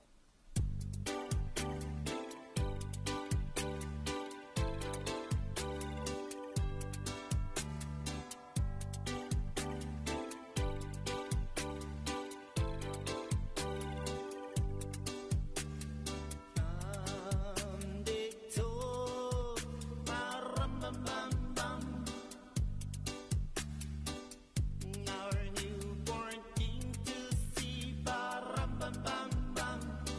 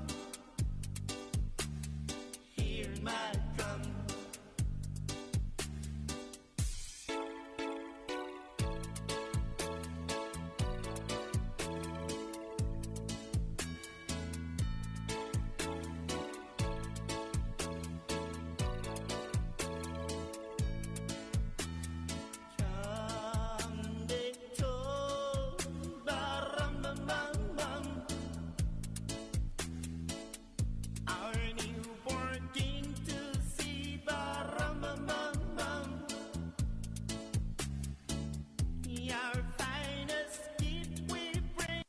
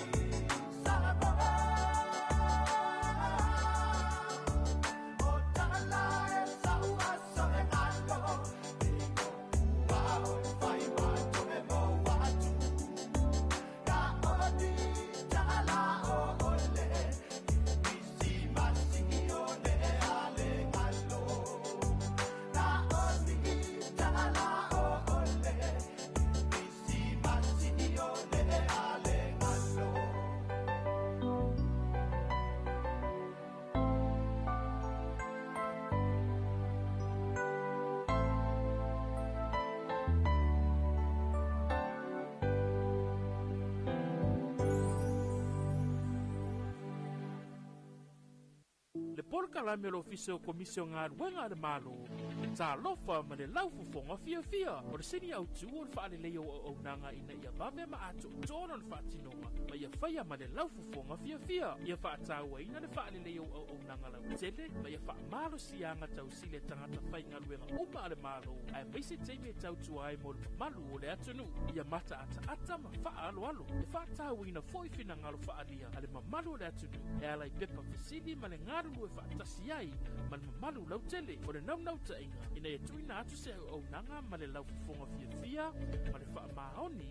E wha mani e ina e so se tasi o le malu o le atunu. Ilona vave ma le lei ato o toa. Ma o nei swinga uma e a mata mai ia oe. Wha ma ite swinga le lei. Talofa ma le laufu fonga fia.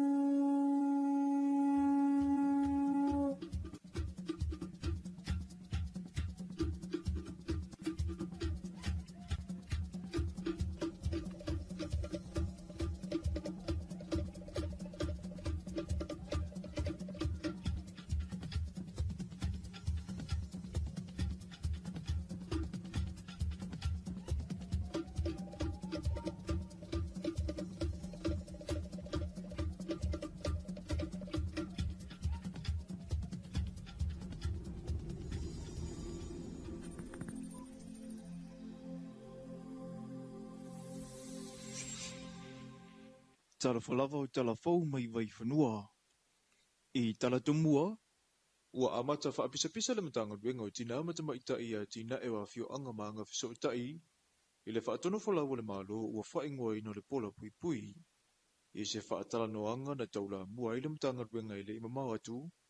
Na au mai e whina ngā lo sui mai e kalesia.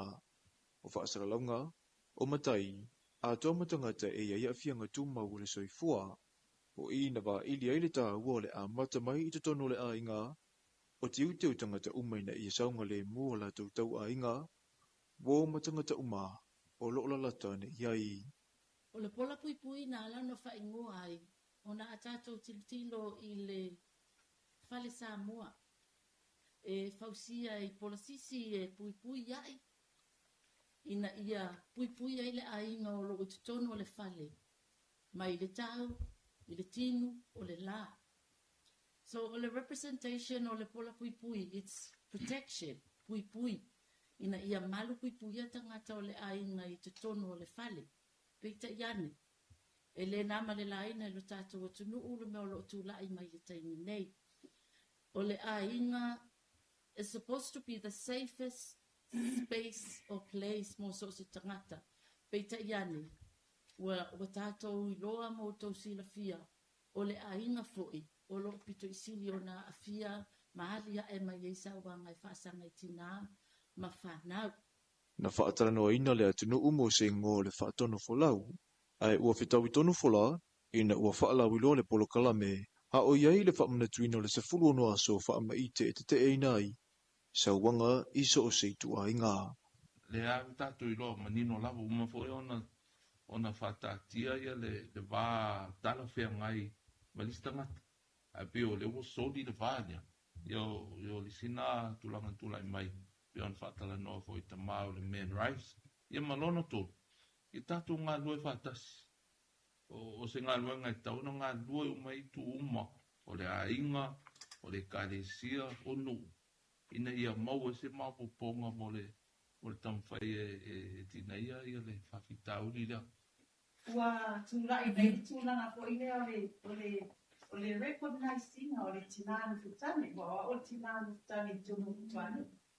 O le classic example lia, o le amana ia, o mātou o tinanu futani. I le tiro te tunu lini, ia pihi le amana ia mātou nei o tinawhai mai. Ai o te whaafutai, o wa mea iwi na noa, e le ia o spika mai tai, mai te tunu munu. Ina o ai pola pui pui, me ngō le pola pui pui. E se le whaamania ina o rotu. A whasia e lea tina, le tamaititi o lea tama sona atali. ua pu e ai le tangata ma au mai lunga. O le tasi le nā tūlanga, ua matua manunu ai le tūlanga o tātou tangwhainga le tātou tangwhainga. Mai te lefo se ngā ruenga i lo utatonu mai au ngai le pola pui pui. Ina e se ito e apo le tūlanga wha le tonu lo e tātou. Accessibility systems po o ala fua na whai ona pa ai i ai o tātou kuponga. Ia mautinoa o ala fua ne e a fia ai i a website ia po o webainga ia na whai ona mau ai whakataranga malo e a fia ai i ala fua mo le puipuinga o samani mu e a fia ai i ala fua mo le reportina pe a whai mo ia rai a tatau o samai distance. E te tau na mautinua o loo awa noa ni ala fua ile awala e mawhai o na mala mai le se kuru 5,000 o le 2,000 o le tangata longo noa o tangata iai a fianga o na mapapau. I se atunu lava ia e tai mua i le tala lelei. O sa wanga ua o se ala ua whaale au ngā ina i le fia moni, e te tau na fusia ai a inga, a fio anga, se i o le loa le atunu u, ma ua te tau na tafi e sea neu winga e le mana o mia. Na suia i le tai au le aso le fautuanga o timu ngā mamafa, a ngā i lapata inga, e pei lava ni sila fio le masina o ke topa na tu ina mai ai le wa inga mamawa le official wa ai tau, mai lo ai le la ititi, o le avanua e a fia isa mua i sea wha i le nei vaitau susu, ai si tia le lamatia i timu ngā mamafa, ma o winga ia lea ua mātawina i le vai aso nei. Ua wha ilo e le afionga i le ofisa sili langulangu le wa ai tau i le feilo inga matala fau mai vai vanua, o lo mata i tū lava fo i le ngā tai fale, ma lau vanua uma, a o anga ia tuai i a Sofia fia e fua i fo i tā penanga ale lau telo le atino u. A whapea ai solonga le iama anga i mali e se atu tūlanga loi. Atonu o atu le Christmas o le vaile i le vainga taure teimine. Ia mo na yaso ia po se vai yaso fo. Te swinga mali e hoi rea. Ia ai le mai loa iei ia le vai teimina vai yaso wale. Te tolu vai yaso ma teimine. E o atu fo iei atonu e sui fo i nisi vainga e uno o iei. Le lasa atu ina atu e nei le lima le tae au. Ia le lapta inga mo ti munga mafa. Ia whatase la ma le fautuanga mo lolonga. Masani e lava i vai tau kwa pene. Toa lava una angiri tau whatau tau. Ia na matua i matangia lava lea ma rosi le angiri savita. O le whamamafa o le tā pena lea i awala saunga le mu. E au noa ma le popole vale.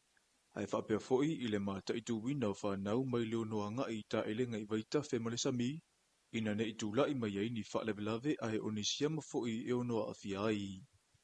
E whalangolango tangata uma i li poti e tu ina mai e le official wa ai tau, ma e whaitau se lau li poti na whaasara lawina le nei tau sanga, pe a fua i le telu teimi e wa ai pea, winga lolo wa le tau talu mai le amatanga le tau sanga.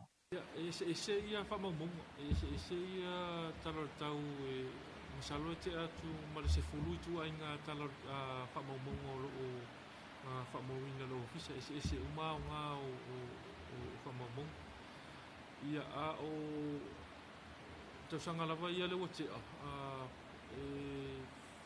lata lima se lau ia vaenga fo ia o whamatalanga winga lolo wartau. No le whamatalanga o whaina i o puletini sa tu ina atu i taimina lolo wā tau.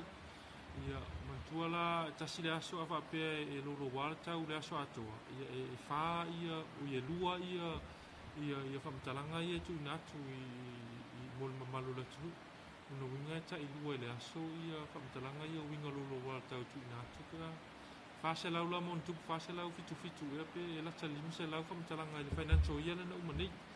Na whai malu i tau ni se o taimi e uti ai le au whai ngā ruenga. O le whaale tono masini i ni se o taimi. A toa ai foi ma le whaalua whisasi o whaai unga le atunu u. O na oisi foi whaamatalanga se whaasoa i la tau e le iai se tamai. Tau wa ai tau i lunga upengo whisok ta inga. E ui i lea, e le iai se taimi le nei tau sanga. Na misi e le longo ina o Samoa uma, i tala le tau, e le nei lava tau tua. Ua faisi umi o whaata o tolia i le mautanga se ngasi ima to utua le susunga i le ta iulua li i al kolisio malua fau i le nei sanga, talu lava leo ngaonga o manu anga na whea ngai mai ia. Ina ua whao lima ia inisi o tupulanga, e le whaingo fia le misi o le telo le sona mamata upu sa ao ina, ai me soso e nga whaitau li o le tausanga. O no le whaafita o li na fua e isi tangatai au noa male manatu alofa, i le soifua o le fo i alo le atunuu. I tiu te tau ave o le whaala putuputunga o tupulanga talavau o loo i lalo le whaamalo le tau manga mo e puapuanga tia, na o lato wa sia i le talavau le neia blessing fale, i le masina watua i, mafuafua i lua se vae ngai mawhai o na fsosoni iai, ua whaamtala ine le pepa o whaamtalanga, mai le tau manga, le whaia leo se sa ili ngā se leni a tupulanga talavau e ala i se barbecue, ma o ina ili tino i tupe a whedi masalau tala, le wafo ina atu e fsoso ni aile a ingo le tau lea, hao faa wawai pea o na iai le mautanga singa semo tunga fitinga, ina ia mauti noa ua i se tūlanga saunga le mū. O le tautua le tumanga, e fsoso ani i e ua sawa ina, a e le taimi tasi o lo langalango ina i fo i se soifuanga suia mo i la tau, o lo whaatupu ina neiti ngā mamawhatianga. I tala mai Pasifika na whaasalalawina e le tio whaava malo New Zealand. E toa tase le tangata ua nofo wa awa aya nei mo se taimi le tūmau. I le matanga nuengo le soifua maloloina a le tukoki. O nei whaapea whaamutalanga o ia lea na malanga mai New Zealand, ma ua masalumia. Le te leo le avanua e ono mawai i le whaamai o le misela, e pei lavo na silafia. O lea ua pepesi nei le misela, i le atunu o New Zealand ma Ausitalia. O le asorua se fula le masina le nei na tūvai ai i le atukuki le atangata. Ma o lo whaia whaifeutana inga a le ofisa le soifua ma lolo ina New Zealand ma le atukuki. E whautua ina i se vaenga te tau na whaia, a o wha anofo e sea le atangata malanga. O le a whai ua wha ailoa e le o toi mamau o na wha sila sila aloa ia lea i le atunuu. E una lava ta itai, ai maise le matanga ruinga o le soifua ma lolo ina, le aso e wha ngā solo ai le whaia o tui pui pui, mo le misela i le atukuki. Talafona mole nei vai o la so manu e tele fofuanga o fianga me le atunuu.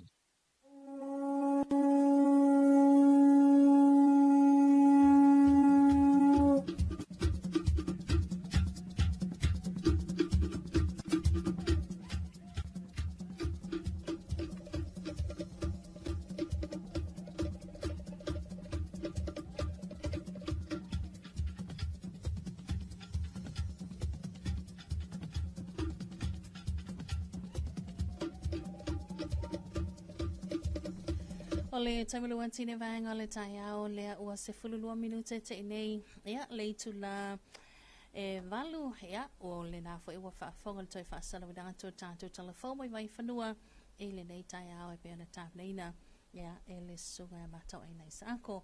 Mai alo le tātou whawhiwhianga nei mai la webesa le puni ala waa ia tātou se mai lo le tātou reporti le maketi funga lei. Yeah.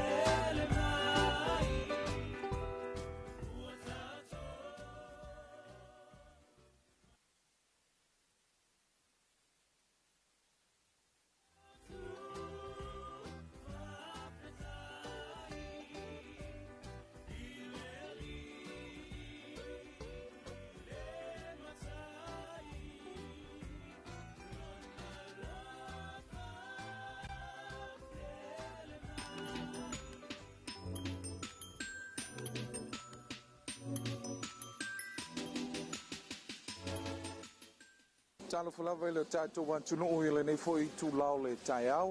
Ia, vi ia le tua o tātou lia mai foi le nei aso fou. Nei foi aso lulu le o ngā tutonu o le nei vai aso i tiu te mga nuenga. E pe ona mai moa masisi le mai ma whaafonga mai lo tātou wantunuu. Ia, le awa tūsa watu foi a tātou whasalaunga i le tātou maketi funga le nei. Ia, wa foi seisi whapoponga o le tātou report. Ia, mai moa si silam whaafonga le tātou wantunuu. Fua whaile leanga, ia, me se foi o le mea mata, ia, lea wa tāpena mai le nei foi tai au. Eo se pol kalame o whai paanga i le tātou wala ata le TV Iva, ma le tātou wala leo le 2AP. Ia, ma le whala potopitonga o tau i o whala vlave tupu whafosei po le ACC. Ia, o le nei foi tai au, fia foi le tātou pol kalame o wa tātou whatasi. Ia, ma le fionga i au tu whasili po lolo tita rama. Ia, o le foi o lo whapena ona whaululu i le tātou market. Ia, po le ofisa sili langlango. Ia, o le nei fo i vaenga o le ACC, whatalo whatu utul nei tai au, vi ia le tua o mwhaion tātou lia mai le nei aso fo?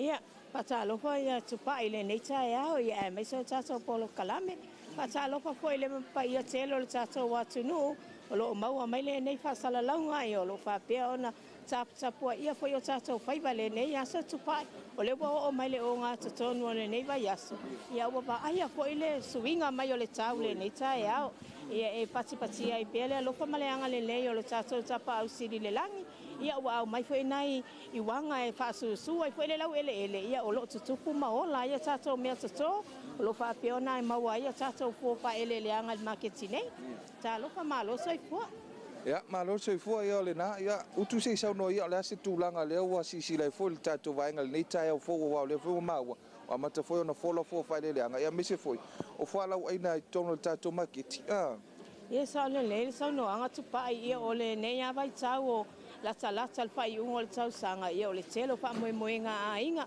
ia pe ona ia le nei tai au ia o le tau pati mai o fai fato anga ia e mese foi o fua fa ele anga o le fala au aina fala au fai suo lo fa piona au ina mai tono tato market nei a wa fa moenga a inga le nei foi fai ungo le nei tau sanga tupa Mole utu ye ini fuanga foi o fatati al tato maketi ya wa foi la u fai fato anga malato ia pe ona ia foi se fata o tonga o por kalame fatati al tato vai ngol ACC ia sa le sa no anga ia ole fatati anga lava ia le tato maketi o vai tau le nei ia le vai tau lava o Sofia ia e mese foi o lo o mato ale manlauti lava ia ale pulenga nei e mese ole fala potonga ina ia una ia lava le saunga le mu Awa foi le nau tele le se le ni male una ia lava ia fa mua lo saunga le mu ona ole nei vai tau ia ole wa ai wa Yesu winga ole tau ia o tatono foi o tato no fuanga nei ia na mai tau atu e ia va enga lo fa pia ona fa ina ile vai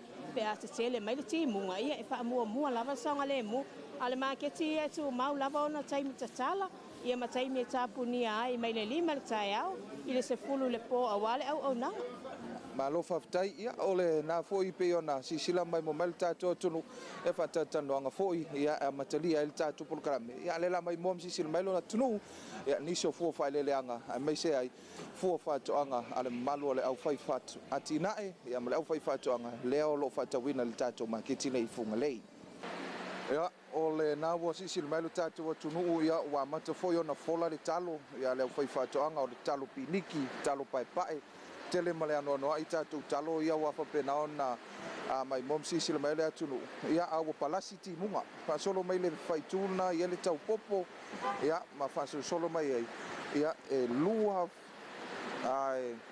fa ono valu popo ia i le tau popo ia lima tala sful tala ia sisi le mai ia nau fa tulanga mai le fusilu au ia ma lo se fo man via tamai nei vai ngol taiau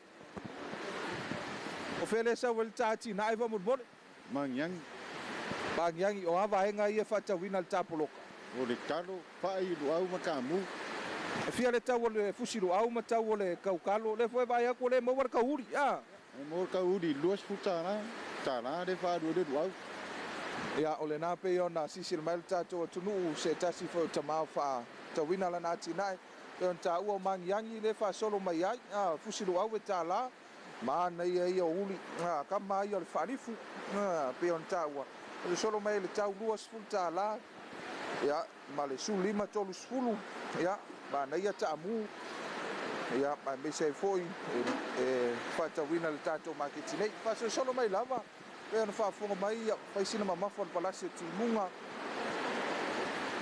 ia o tūlanga o tautalo tautalo lo whatawina ia o le talo pai talo piniki lua sifuru tāla ngai tolu sifuru asosolo atu ai lava ia i le itu lava o le tātou mea mata ia pei foi ona iai au whai au luolua au whai palangi ia i le nei foi tai au pe ona mai mom sisila mai matua ma nei ai o le au whai le whakawinga ma lor soi fo manuia uso alo lava se fo fere sa o le kakinga o kwa fale alili o le ale kau le whakawinga i kakalo ia ma ka au whai o le luas fulu kau kalo ia ma le au whai fast fulu ma coach fulu fast fulu tolus fulu le nā pe ona whaafonga mai ai ia i le uso le nā fast fulu tolus fulu le au whai luas fulu le tautalo matua le lei au le lei matango fie tau i le lei ma lau paketi o lo iai aso solo mai pe le whai tūl nei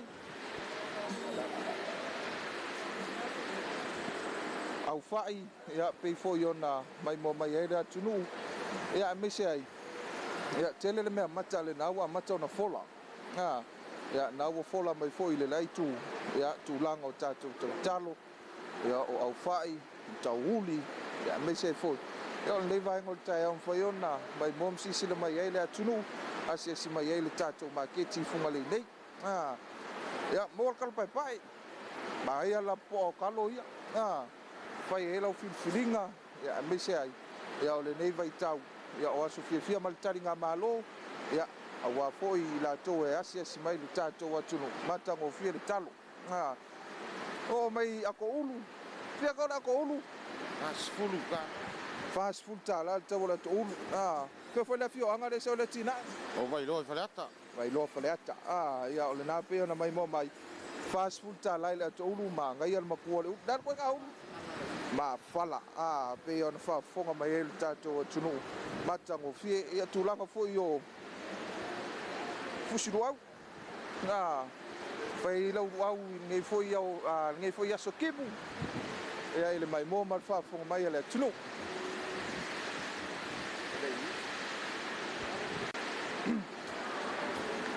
ia mo wale akopop mo wale tau popo full tala valu popo ia ile nei foi tai au matango fia foi de kalo pai tau ai male au fai paka ma ngai e yo makua le au fai ia wa maka fai makua le fai palangi le ia mai se wa maka pula ma ia kama le fai le smoothie ase solo mai lava tau talo matango fia talo ia afu to foi talo ia pe over male valu talo ia ile tatu ia matal na ia wa mata foi ona fola ia foto ata mai ia tatu ia matal na pe ona mai mom sisila tatu tunu ia na ole fa mama lava ma fola ia fai e foi le filfilinga ia ile nei foi tai au ia ole na pe ona mai mom sisil mal tatu tunu sisile na o poponga le tatu reporti ia ile maketi funga le nei pe ona sisile mai fai lava sina malusa le palasio timunga ia ile talfatai pia nei a misal tatu taulanga ia ai le o mafai ai lava ona tuua ia ele au fai ati na ai mala au fai fatoanga ia le tulanga foi o fua fai le anga awa foi le fonga tau mafo le tatu wa tunu fai ona ia se smail tatu maketi funga le nei ia fai foi lo fai nga fatoanga ia matulanga wa tapenanga ia lo nga tonu foi o le nei vai aso ia mala nga ia to fai unga vai aso molte nei manu te leina tiu te manga wenga le afenga ia mal tatu wa tunu mai se foi mal tapo inga mau tinam te mama tu mau te malawa molte nei tofan soifo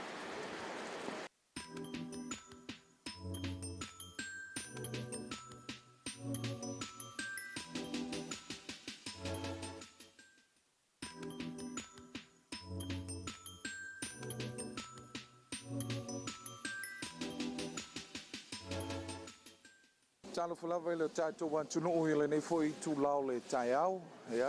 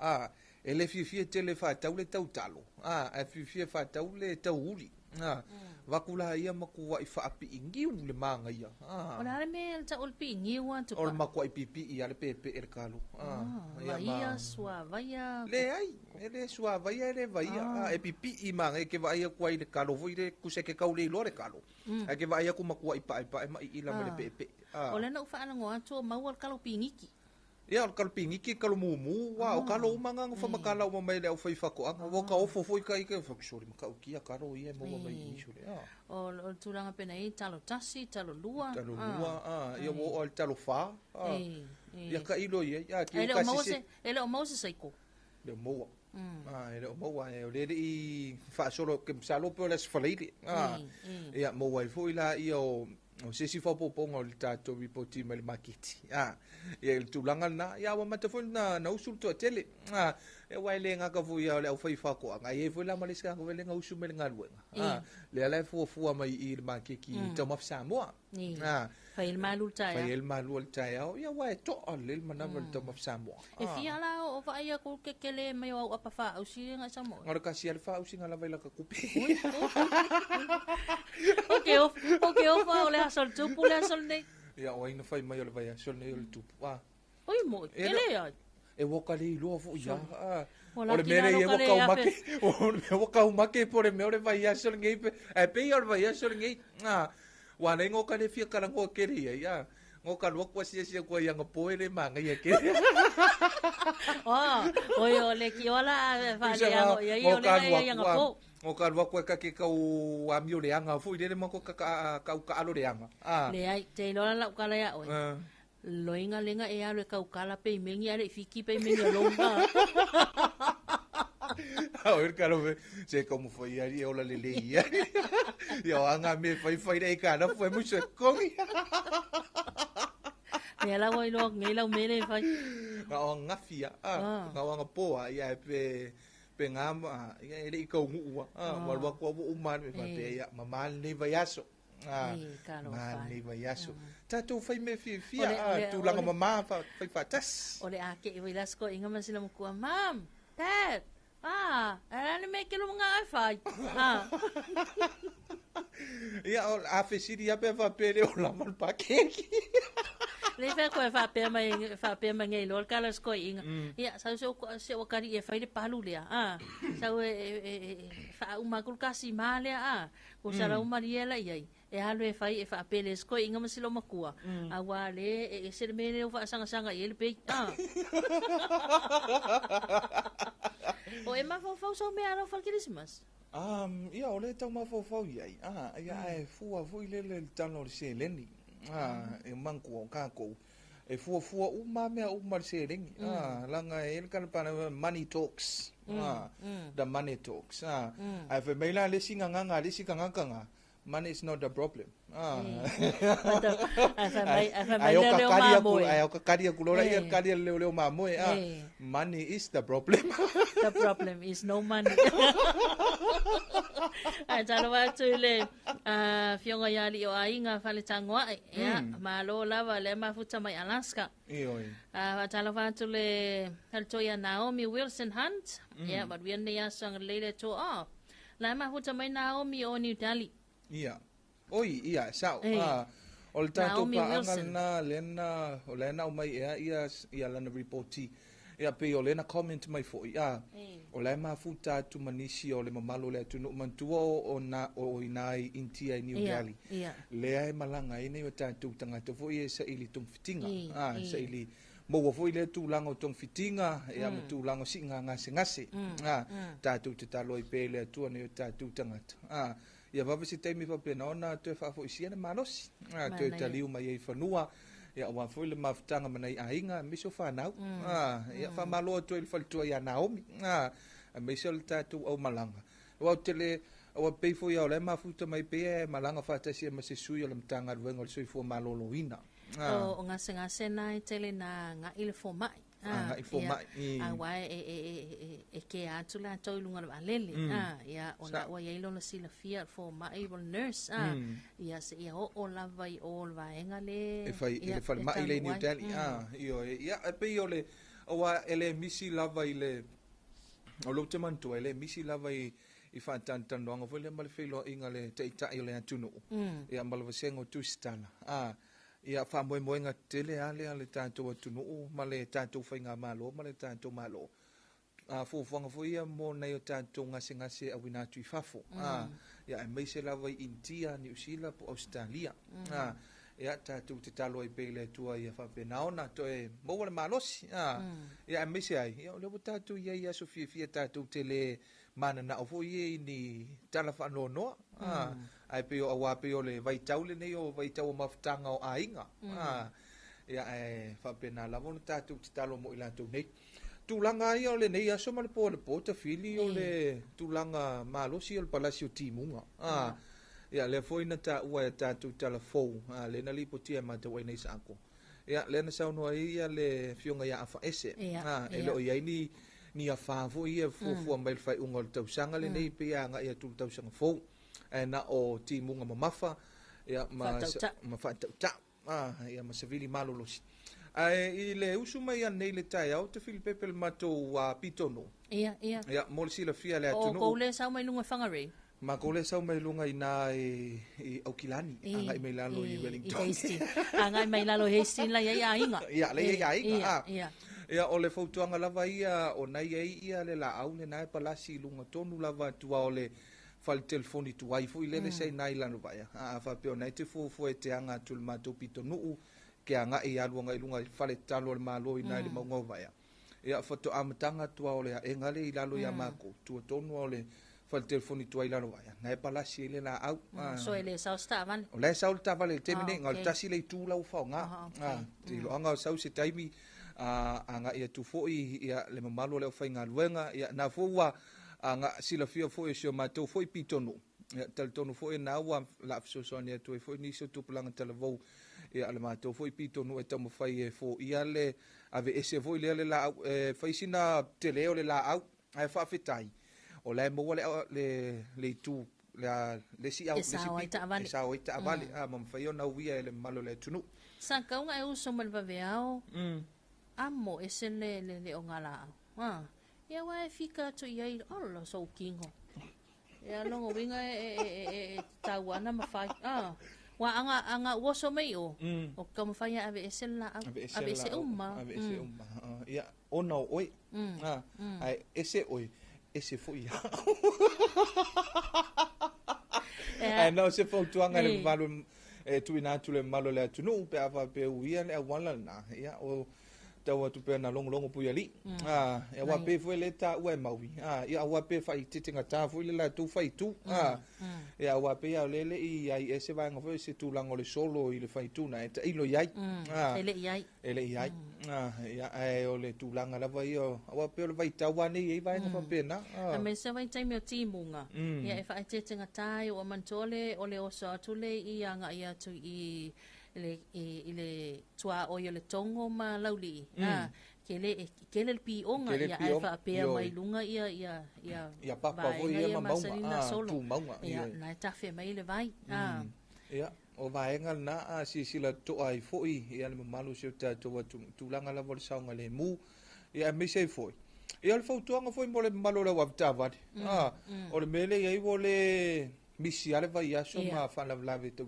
vale ia ai le umai pea le tuina to le tualalo ia o fautuanga foi le malu se tatou atunu me se le wavta vale tautu na le saunga le mu ia i le nei foi taimi o le palasia i o timunga ia me se foi le anga ia tu le ilunga i malolo le lei a fia malu tiavi le tatou cross island na ia o vaenga na fai asina malo se o le puaoa le o nga foi la e lo le o moli o la vale ia o le o au ka ofi ia maenga o mfapena ia ine me ane wa ka ko kurkuria ka ko fia o ile fale ma se ase fale la o fapena on tultuli ia ai tupu mai ni pefea mai se o le tulanga vo ile le o le wala ina wa lo tele na mai ia le toi fa le leia fa na tele ia o tulanga e pe ona iai ia le tato awala na le o so tu ina ia fia malu va solo toi tiavi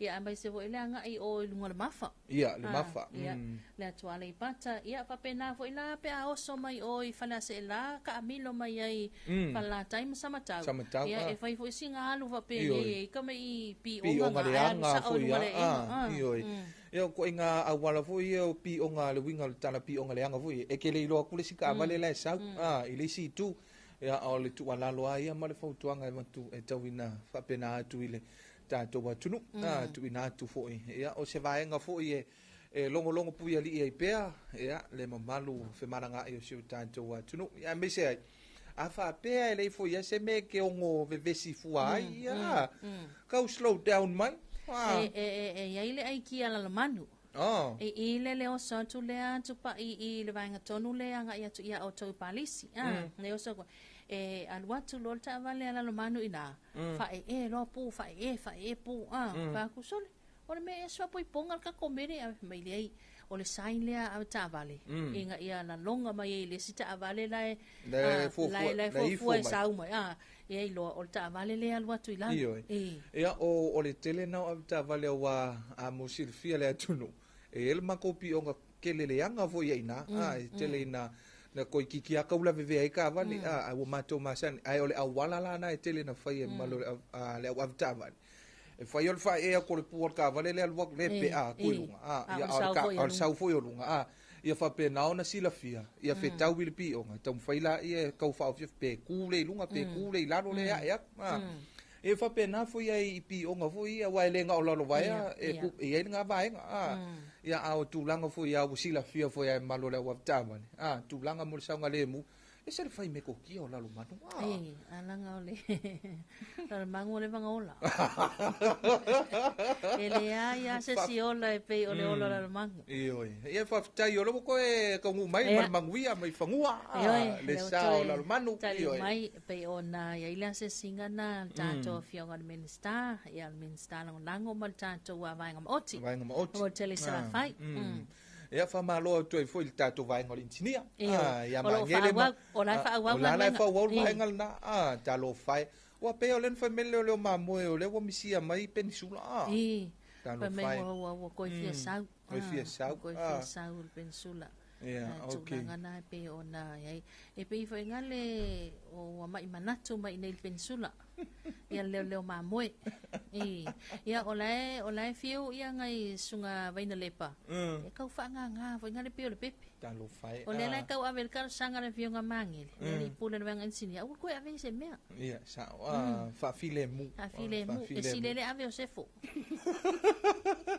ia fa malo tanto tunu le usu o te tal tonu foi o tele na mafuta mai nisi ole mamalo le tunu i tonu ofisa fainga wenga ia a mese ole amatali o tu te manga wenga o le po ana po te fil pepele ngo vai atu ai le wa to ai tonu le tau sala le Pacifica i tonu fiti ia le tau sala foi le Samoa ia li Tara Jeremiah Allen o le vai asole nei le ia fai unga le vai asole nei anga ia tu le vai so fo le fa tu tai ai le sa ilinga o se tau sala fiti le malo fiti wa foi le tau vanga tele le al Pacifica le ala to i tau no ai fa no ia le tau sala al Pacifica ia li Taria ia le ala na tali le ia ia fa filo ai fo ia le tau sala ele Miss Fiji ia me se foi ia o ila to lo fa tau tai le por kilometer ua mantua e pe alo amata ia le ngaluenga muli fo ile le tau sala ia feasia sia ia tu motu fo ia le Pacifica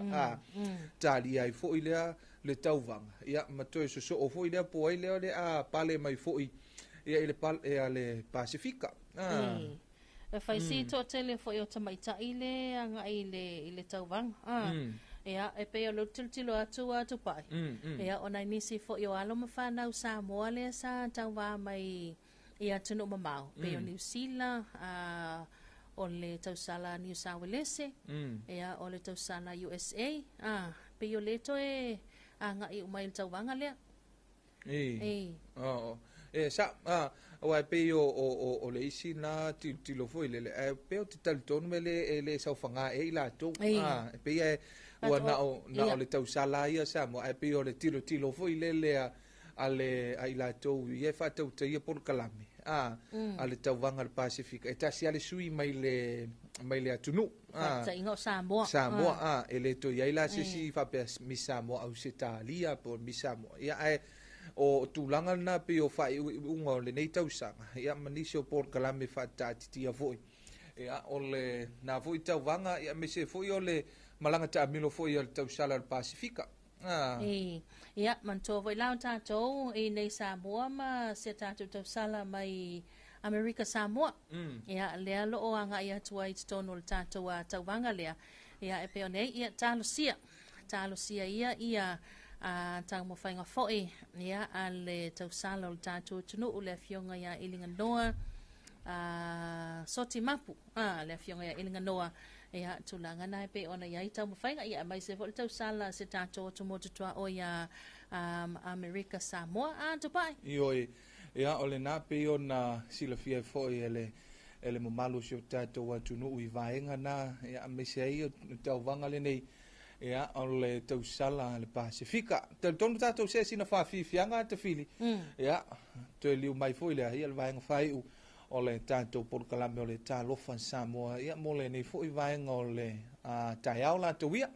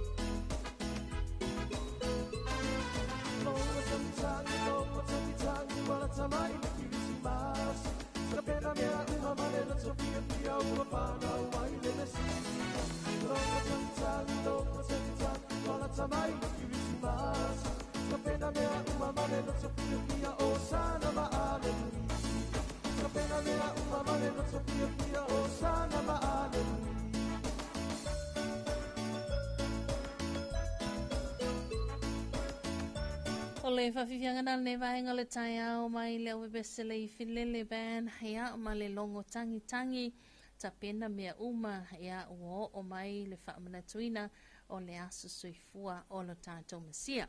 Pe o nge tātou whawhiwhianga na le vaenga le tai au ia ina ua toi walu ma le awha minuta le tuen tā leo le itu la eiva.